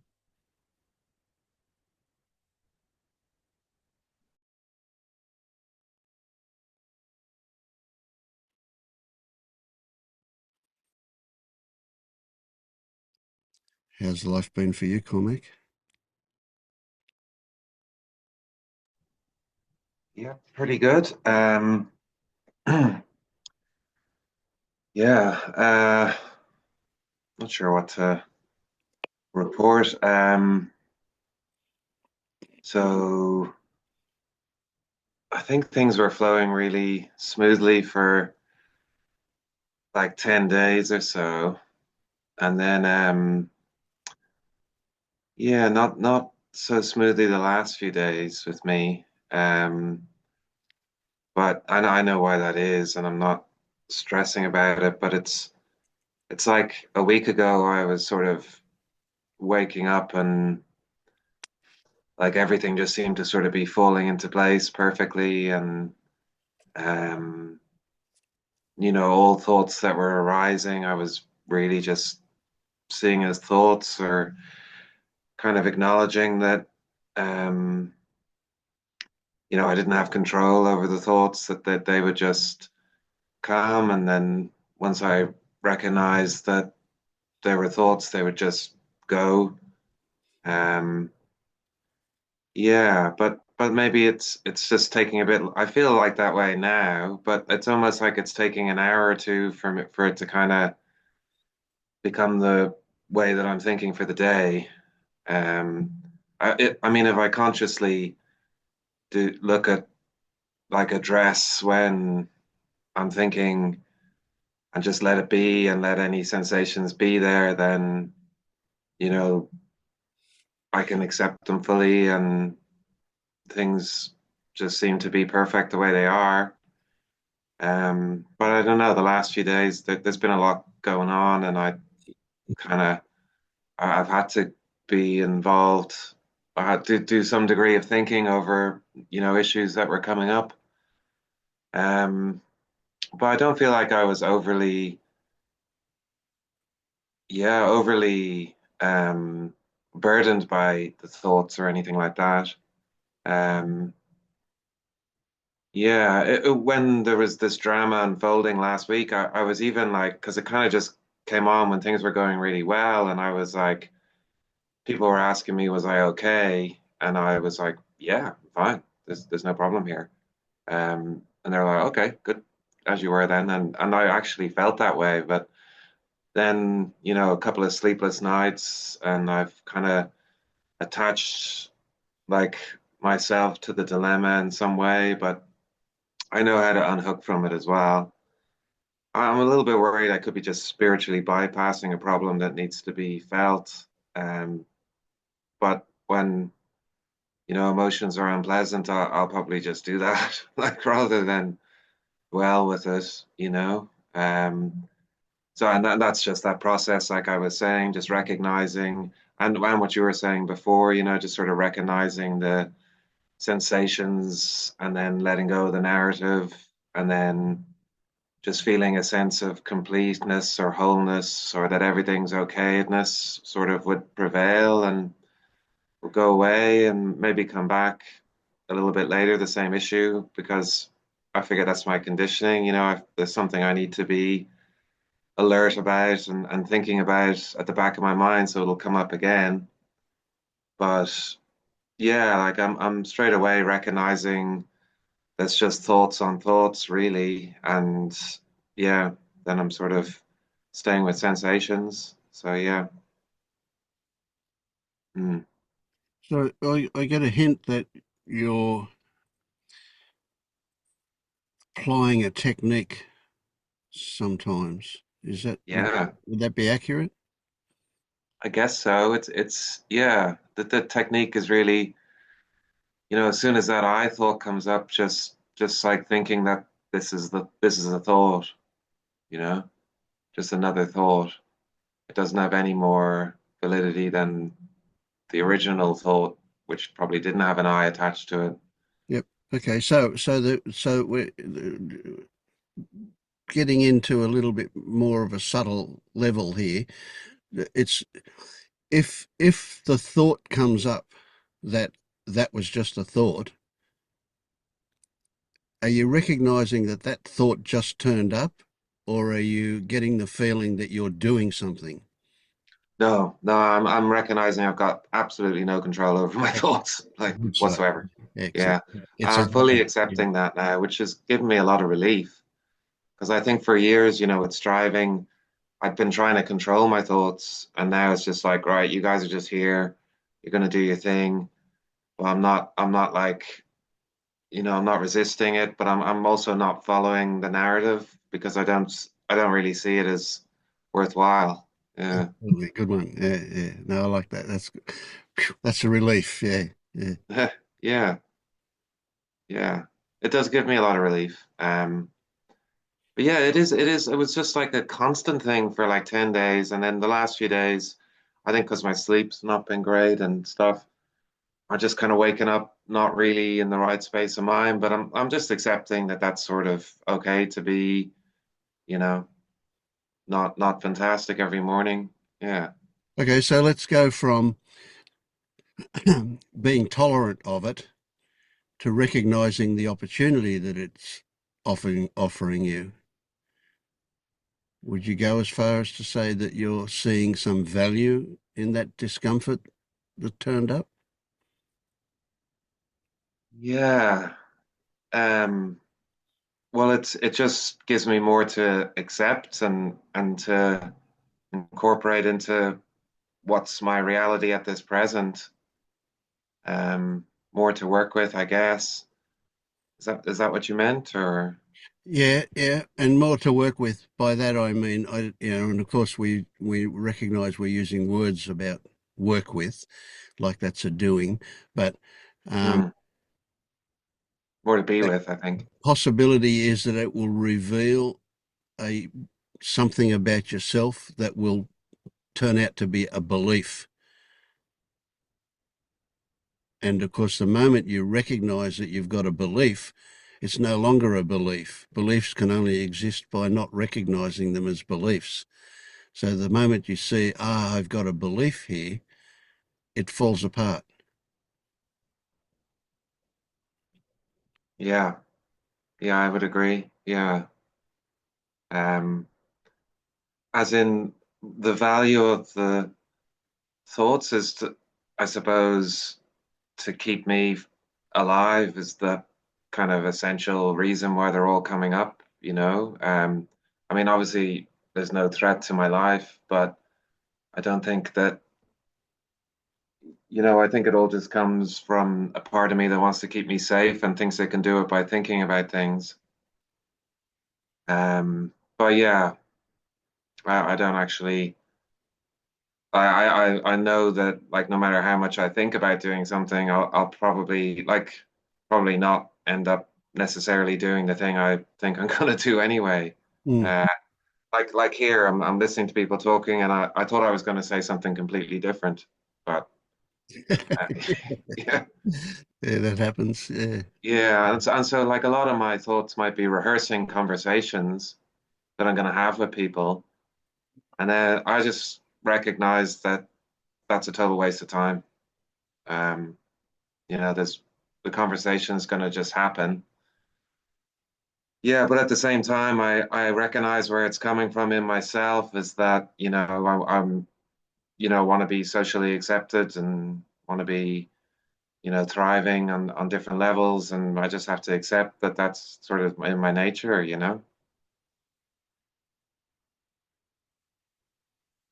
my conditioning or something. Mhm. But yeah, like large parts of the day, I'm spending feeling really good and, things are going well. So, hmm. Good one.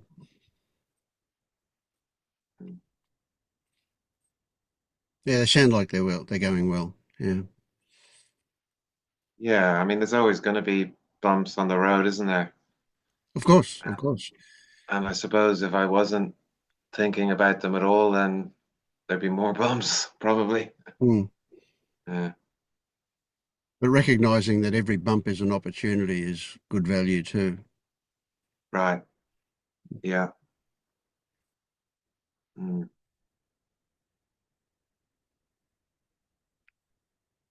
Yeah. So with the spiritual bypassing thing, like, I think what I hear you saying is that, it's about acknowledging the feeling and the sensation and the situation it's arising in. But, you know, I find that once I acknowledge it and let go of the narrative, it just goes away. So I'm Mm. not really experiencing too much suffering because of it. So is Yeah. that spiritual bypass?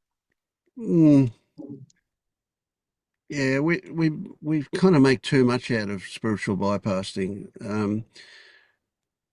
Spiritual bypassing is where you use the mind to come to a logical conclusion, and that changes how you feel.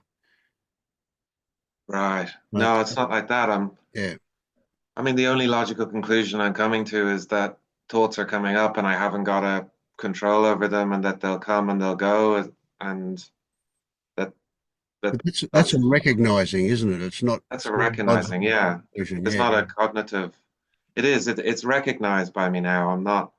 It's not a cognitive so Yeah. much of a cognitive thing. It's just recognizing when it's happening. Yeah. Yeah. So when you remember something that you've previously recognized, that's not spiritual bypassing either. Okay. So spiritual bypassing is a short-term drug that you take to make yourself feel better, and it'll keep coming back. So there's nothing wrong with spiritual bypassing because it'll keep coming back until you deal with it at a better depth. Right. Yeah. Yeah, no, I like that. It's more like a realizing than a Yep. belief. Yeah. Mm. So I still find my morning meditation will sort me out. I'll wake up and probably not be in the same state of mind that I am after I do the meditation. Mm-hmm.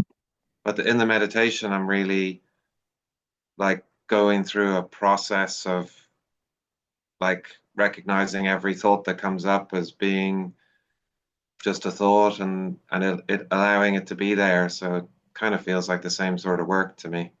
Yep. Well, that's okay. That's just a remembering, and that will become more natural. So Right. have the fantasy that you can wake up with that already happening. It was for like a week or so. Yeah, Mm. might have been my honeymoon period. Oh, who knows? Yeah, but you can set that in your before you even go to on your way off to sleep. You can set that when you're waking up, there's that same period of twilight, if you like, where you're neither awake nor asleep, but you're kind of semi-conscious. And so in that state, you can be doing that meditation. And if you imagine that happening as you're going off to sleep, good chance it will happen as you're waking up. And when you get fully awake, you'll realize that it's already done. It's already happened. Yeah. But the time will come very quickly when it's just a non-issue. It'll just be automatic Just there the whole time like that, right? until you get to the next bump. Yeah, yeah. And yeah, everything everyone else has been saying on this chat has sort of resonated with me to some extent too. And yeah, seems like everyone's got their issues that are needing to be sorted and got the right sort of idea around them. So yeah, getting a lot from this. Thank you. Good one. Thank you. Yeah.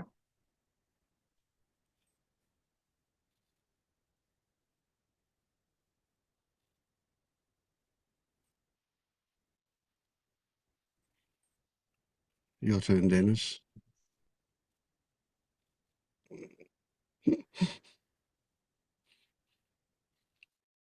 Had to be you. Everybody else turned their camera off.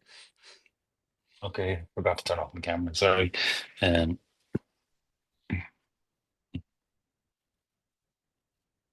yeah, I wasn't going to say anything, but actually, just listening to Cormac, that was very interesting. Talking about just noticing thoughts and leaving them alone, and they're going to be there. And I'm like, oh, that's interesting. How do you do that? But you notice he didn't do it. It just happened. Yeah, yeah. There was a couple of things there that allowing thoughts. Spoke of a morning meditation to sort his head out.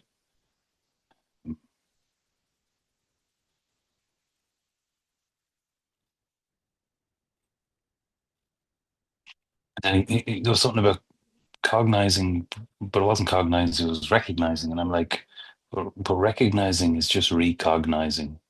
I'm like, what's going on there? Mm. It's a kind of a felt sense as well. Yeah. Um, and that's yeah, yeah. I think you can practice it in a meditation, all right, just sort of letting thoughts come and letting them go and just seeing them as thoughts. Yeah, for me, it's that morning time. Because it's like it's like you don't want to wake up because it's just going to be thoughts there that are really painful, or the resistance to them causes the pain. But whatever, it's just a painful period in the morning.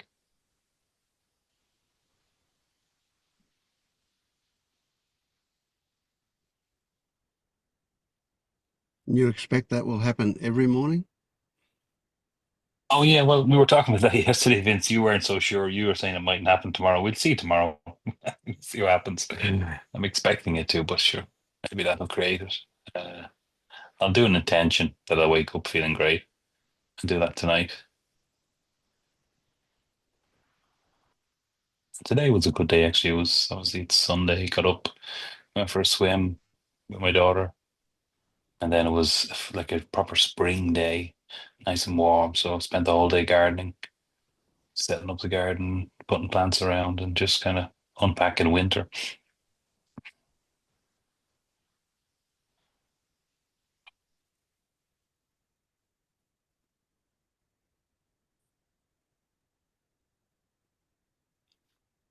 There's a huge story around work and conditioning to be productive and be busy. And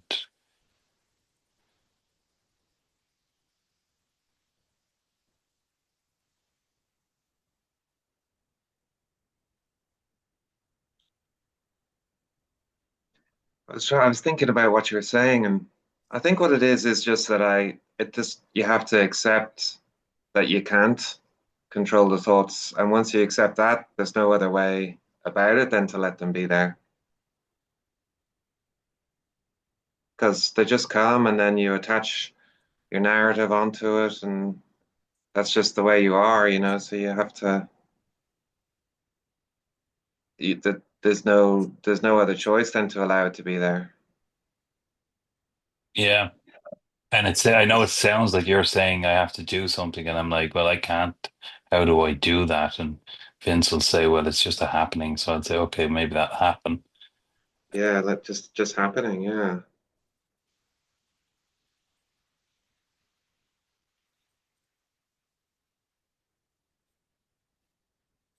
Yeah, so we can Maybe start. those thoughts. You go on. I was just going to say, or maybe those thoughts are a sign of a sort of a belief or an emotion. Because when Cormac was talking about something about thoughts, I just sensed underneath it might have been, oh, there might be some fear that's creating or generating those thoughts. Mm.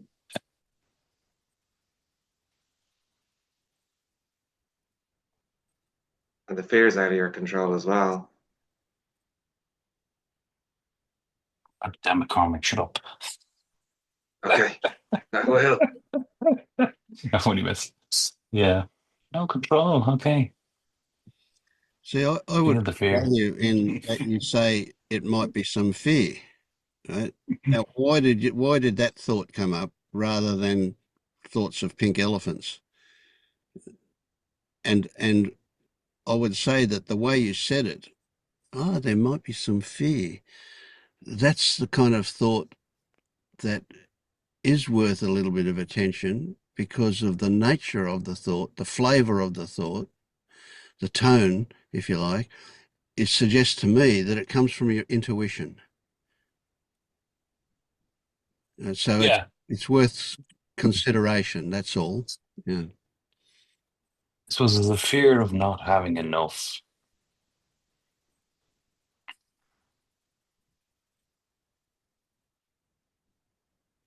Definitely one fear.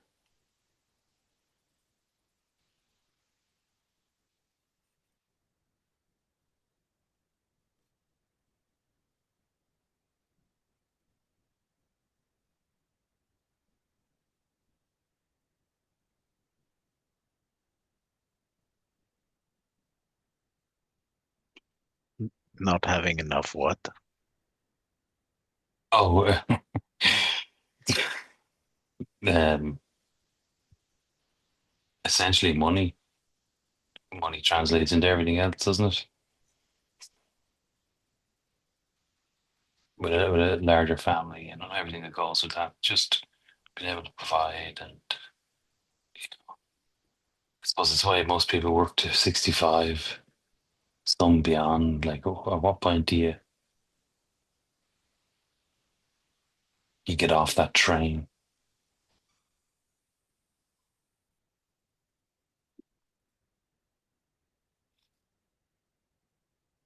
Do you recognize that that is just a story?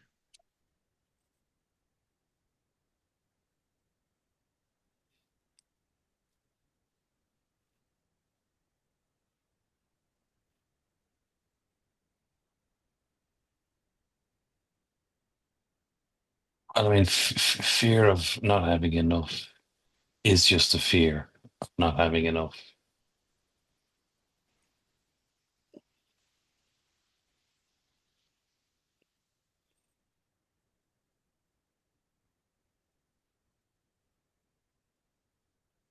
It is a story.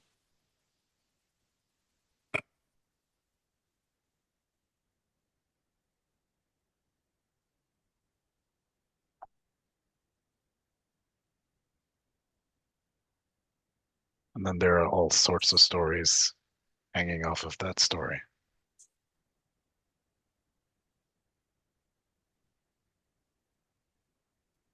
Yeah, you could jump to other stories instead of that story.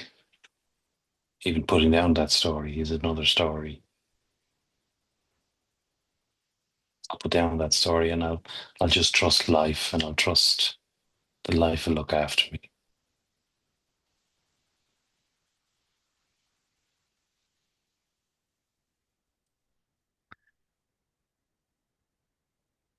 Yeah, if you need a story, that is a better story. But essentially, you just need to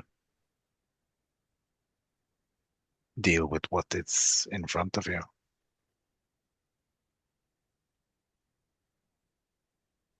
and respond to what life is doing.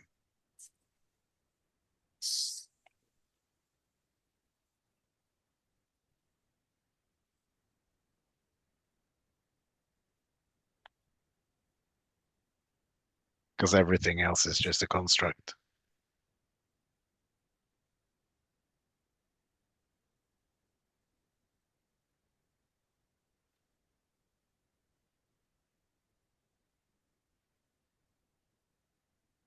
And all those stories are deeply tied to different parts of your identity as a husband, father, hardworking man, whatever you identify as.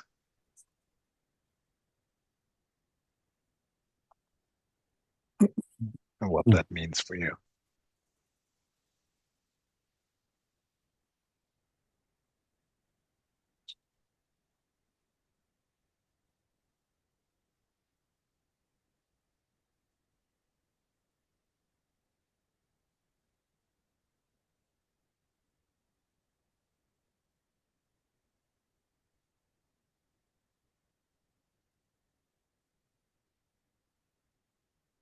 The only thing that fear is doing is creating stories that is an illusion of safety that doesn't exist. The stability that you think there isn't there.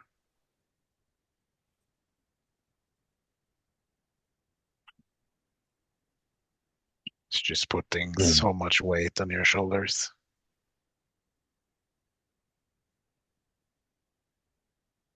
Forcing you to perhaps think you have to go on a path that you're not really aligned with out of fear.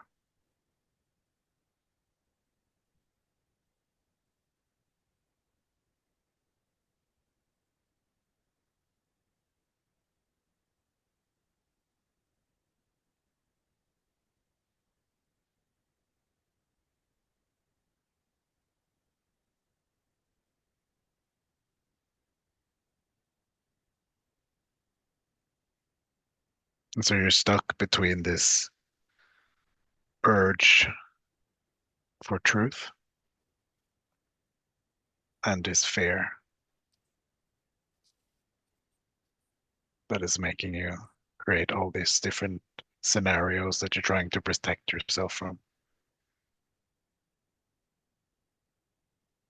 That feels horrible.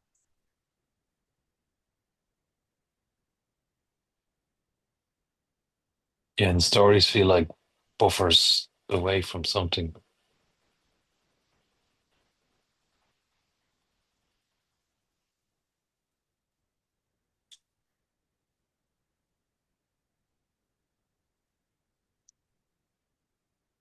Away from uncertainty, perhaps. Yeah, I was going to say away from being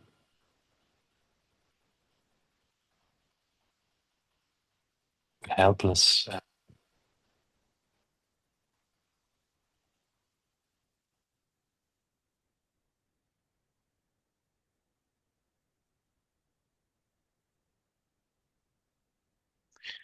We are, in a sense, all helpless, and in a sense, not. Yeah, So, I'm really right now. I'm just really feeling sort of the. It's not. I'm going to use the word pain, but it's the closest word I can pick. The pain of being someone. mm,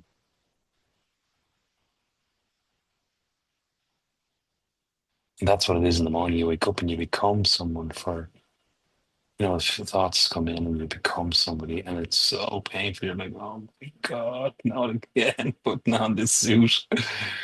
mm. Oh, you stick your head under the pillow again and go, I'm just going to stay here for the day. No, I can't. I have to go to work.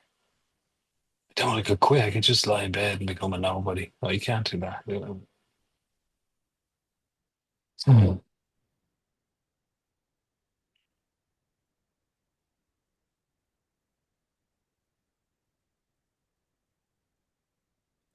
Do you ever get the feeling that nobody could get out of bed and go to work and do the job and remain a nobody all the way through, and it would still happen fine? Nobody else will recognize you're a nobody. It'll just be you. That sounds great. Yeah.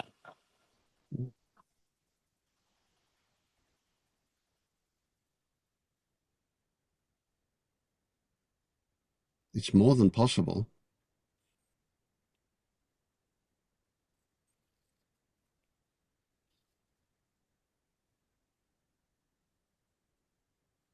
That must be already happening though.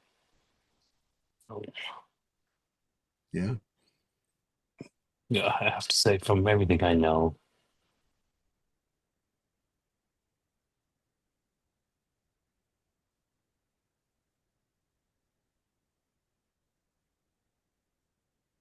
So would you imagine that that heavy overcoat called dentist that you put on every morning when you wake up, that maybe you've just taken a few rocks out of the pockets? It's not quite as heavy as it used to be.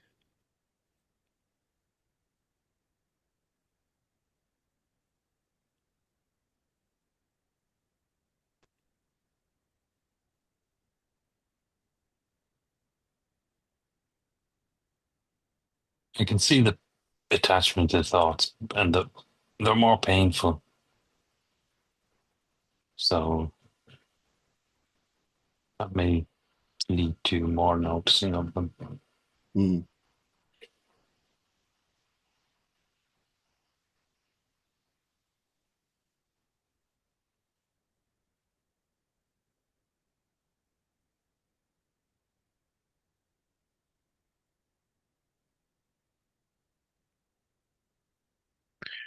What does having to be somebody mean for you when you wake up in the morning and you have to be somebody?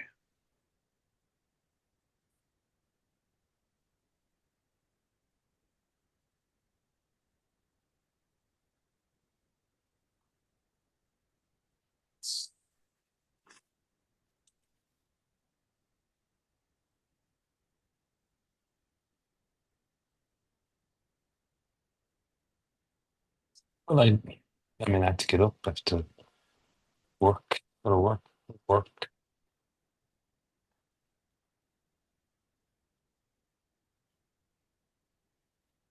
Type of job I do is, you're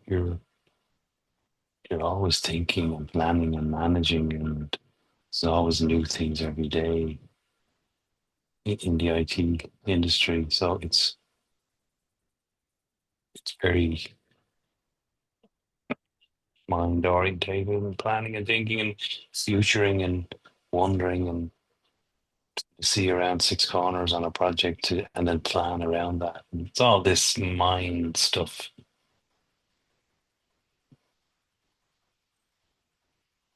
But that's different. I mean, I hope you haven't got the idea that those thoughts are not useful. So when we talk about thoughts being bullshit, they're self-referential thoughts that we're talking about. Right? Thoughts for planning, if it's pure planning, but then there can be thoughts that are your relationship to those thoughts. They're the ones that are inappropriate, your relationship to. But those thoughts in themselves that you're planning for, using for work, they're not the kind of thoughts that cause problems. Yeah, and I can see the difference when it's just clear thinking versus sometimes fear can creep in or not good enough, and then that can kind of create a different type of thinking that's not useful in work. Mm. Um,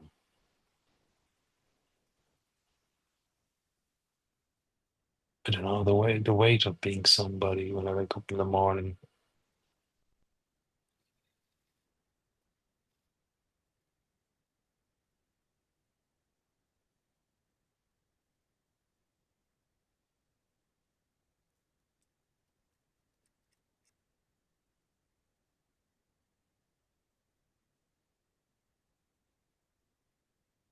Does it mean anything in terms of your behavior?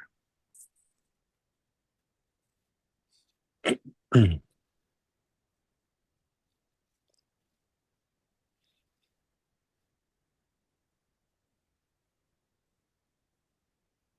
was going to say you have to be more serious, but I'm less serious these days. I tend to bring a bit more crack into the workplace than I might have done before.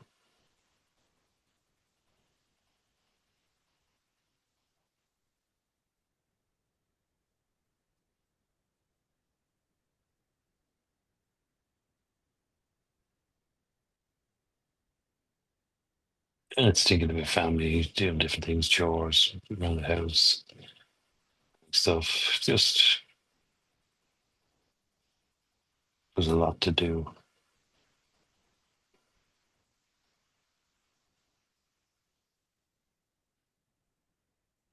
Being someone is very tiring.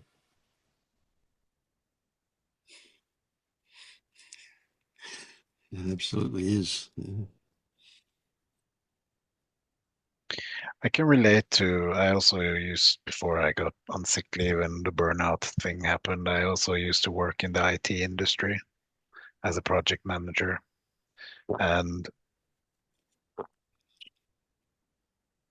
for a long time, I had a resistance towards the momentum of thought that space created in my life. So it felt like because I was thinking so much, doing all of these different tasks with different customers and all of that,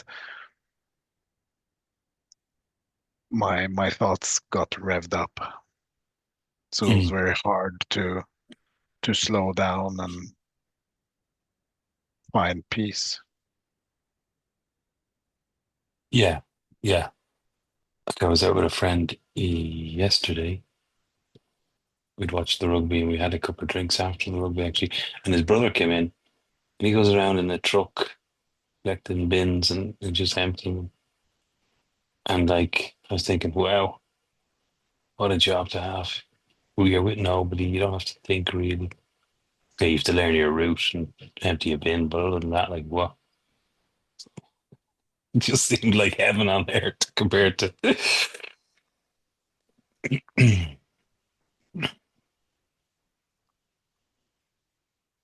I suppose that you feel like you have to put on that suit of somebody to do the job. You put the me on, play the game.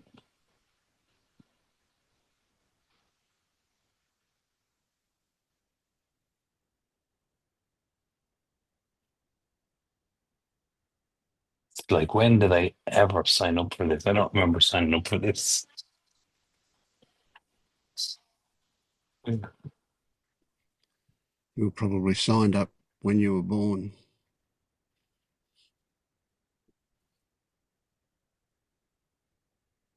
Who knows? It's the same as when you have kids. Nobody tells you what that means either. Yeah. They gave you a manual beforehand, you'd be like, right, we're not doing that. Yeah.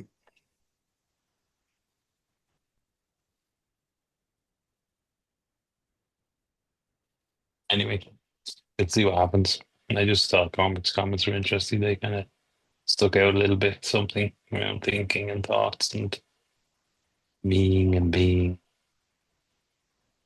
And I know, oh yeah, the idea, well, if I didn't have to work, that would be way better, wouldn't it? But I don't know that.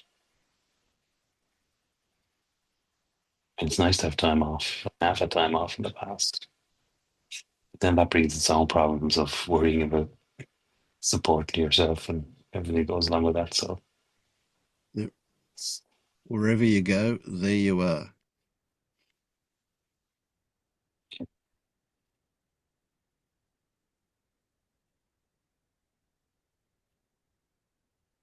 anyway, one step forward, 6 steps backwards.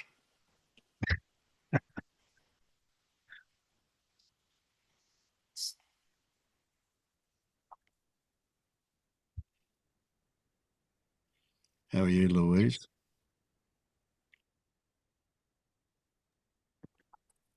I'm good, thanks, Vince.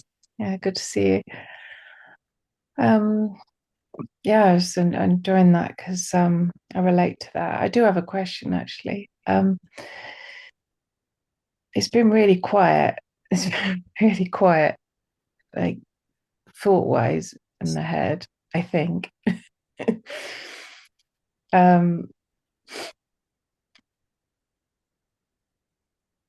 and I think I mentioned last time the story before was that the story kept coming up. Well, this is boring. Like it was around the boring story, and so I sat with that. And that story's gone now, but there's still some doubt around the lack of the baggage of that thinking. Um,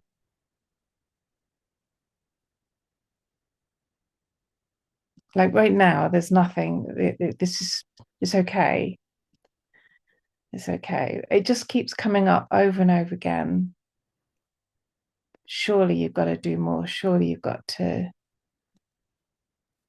and it just doesn't rev up like it used to. I mean, stuff still happens. They still get activated, but very, very quickly, there's just an automatic looking at the senses in the body. Yeah,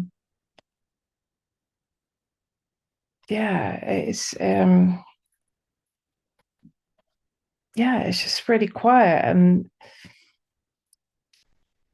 it's just a bit weird. It's just a bit disconcerting sometimes, maybe. Yeah. Do you think you should be doing more?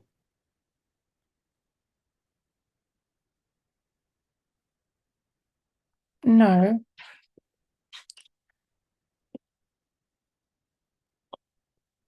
So what's disconcerting about the quietness? Um,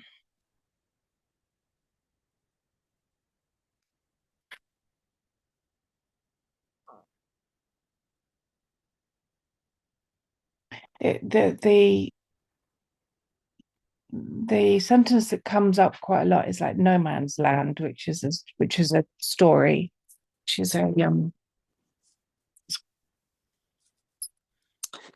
um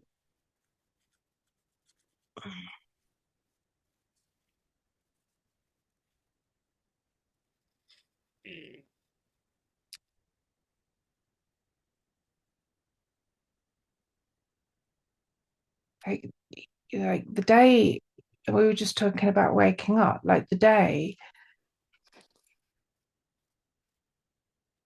when I wake up, I can sense that what used to happen is that I used to notice the putting the cloak on, if you like. But what happens now is it's just a relief. It's a relief to know that I don't have to do that anymore. And it's like just letting go of that, those shoulds. I have to get this done. I have to get that done. And I'm not saying nothing gets done, but often it's not what I would put down on a piece of paper at the beginning of the day. And there's a lot less dissatisfaction or satisfaction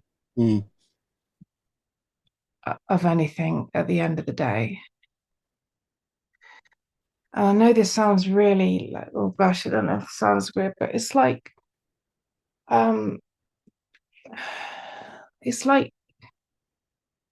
every day is biding time. And that might sound really negative, but it's not. It's just there's more opportunity or choices.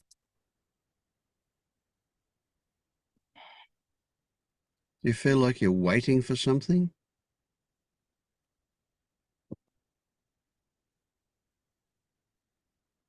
Yeah, I think I am thinking maybe I'm waiting for the next stage or the next phase or the next realization. Yeah. Yeah. But it's actually like if I could let go of that, everything is actually really okay. Like even when it's not okay, like life stuff's not okay, it's really like it really is okay. But there's something that thinks there should be more, there should be. Yep. This is not it.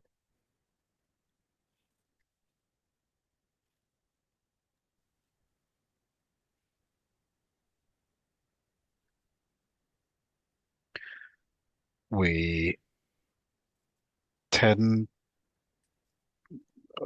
well, speaking from my own experience, where before this happened, there were a lot of highs and lows. Yes. And especially the highs were wonderful. And my whole life was highs and lows basically. So that has become kind of a habitual movement. So when that habitual movement isn't happening anymore in terms of life circumstances, because there's so many things that's just fallen off, all the shoulds and shouldn'ts and all the motivations for this and that, which was ego based and everything. There was a period where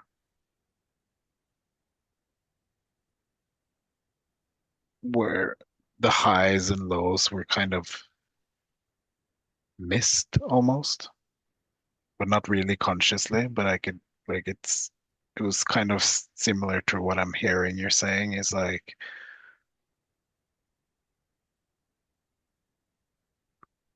it it felt kind of flat, and I didn't want it to feel flat, even though everything was okay. It was just, yeah, it just felt like something needed to happen. I don't know if that resonates, but It does. That there I hadn't yeah, I hadn't I'd forgotten about that those swings, and that was constant, and very, very one to the other. And I remember people commenting on that. So that makes a lot of sense, and that has gone. It is much flatter, but I can see that that's really lovely, actually. And the other thing I wanted to just mention was it's like that.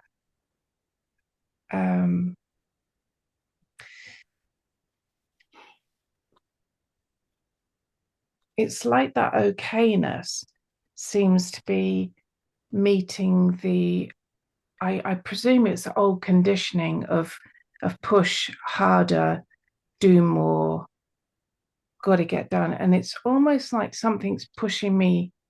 There's some sensation that feels quite shoving me through the day still. Like on, I think I mentioned this before, I noticed I move fast, or the handle move fast, and it's impulsive, but actually it's almost behind, because I can't describe what it is. Like there's no rush to get anything done anymore. There really is no rush, but the body still wants to rush. Yeah. But is that a problem? It sounds like you're judging that in a way as not okay. Is it a joke? Well, I noticed it. I've been noticing it. I'm not sure. It feels like other things that have dropped away. Like you see them before they then kind of. It's like it's having one last try. That's how I kind of see things. But no, I don't think it's not okay. It's quite uncomfortable because it doesn't seem to match up with the okayness of just.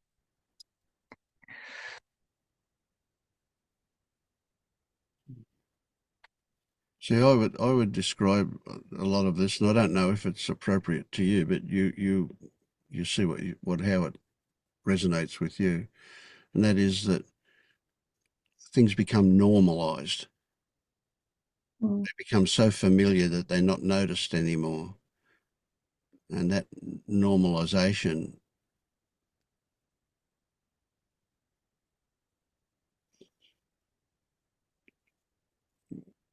maybe there was a certain excitement in the highs that Marius was talking about, and a certain another actual feeling in the lows as well, and that's not there anymore because things are pretty even. But wait, you'll hit a bump for sure. Okay. Yeah, I'm sure. Yeah. Yep. Thank you.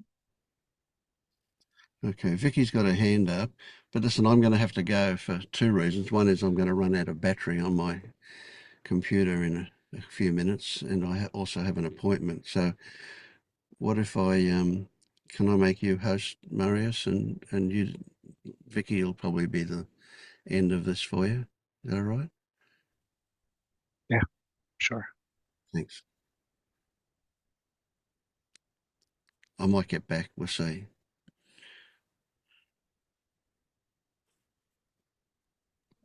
Oh, I just have really short thing to say.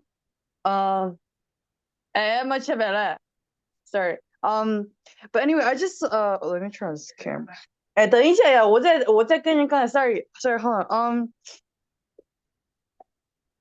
So I just wanted to say like I kind of heard what like actually I didn't catch the person's name that just talked, like it was a woman, like but anyway, but I just wanted to like I just thought of this, but I want to recommend Simply Always Awake's like there was like three videos about this one woman whose name is like Sasha or something, but like she basically was stuck on like she was stuck on this one thing, one thought for 20 years, and it's like, and her thought was just that like, oh, this is all very boring, is this really it? Like, oh, it's just this and it's just really boring. It's just this. Wow, this is so boring and there's nothing to this. So she got stuck on that thought for like 10 or 20 years until like Angela pointed out to her in a retreat, and then she got her like awakening or something. Like I'm not sure if you already had your awakening, but I don't know, I just felt like what you said sounded kind of similar. So I just recommend like I mean I don't know anything, but like I recommend maybe checking that out. There's like 3 videos of her. I know one video is called like he was like interviewing her, and it was called like dying on the cross or something. So if you search up his YouTube channel, you might find it. I don't know if that's helpful, but yeah. Thanks, Vicky.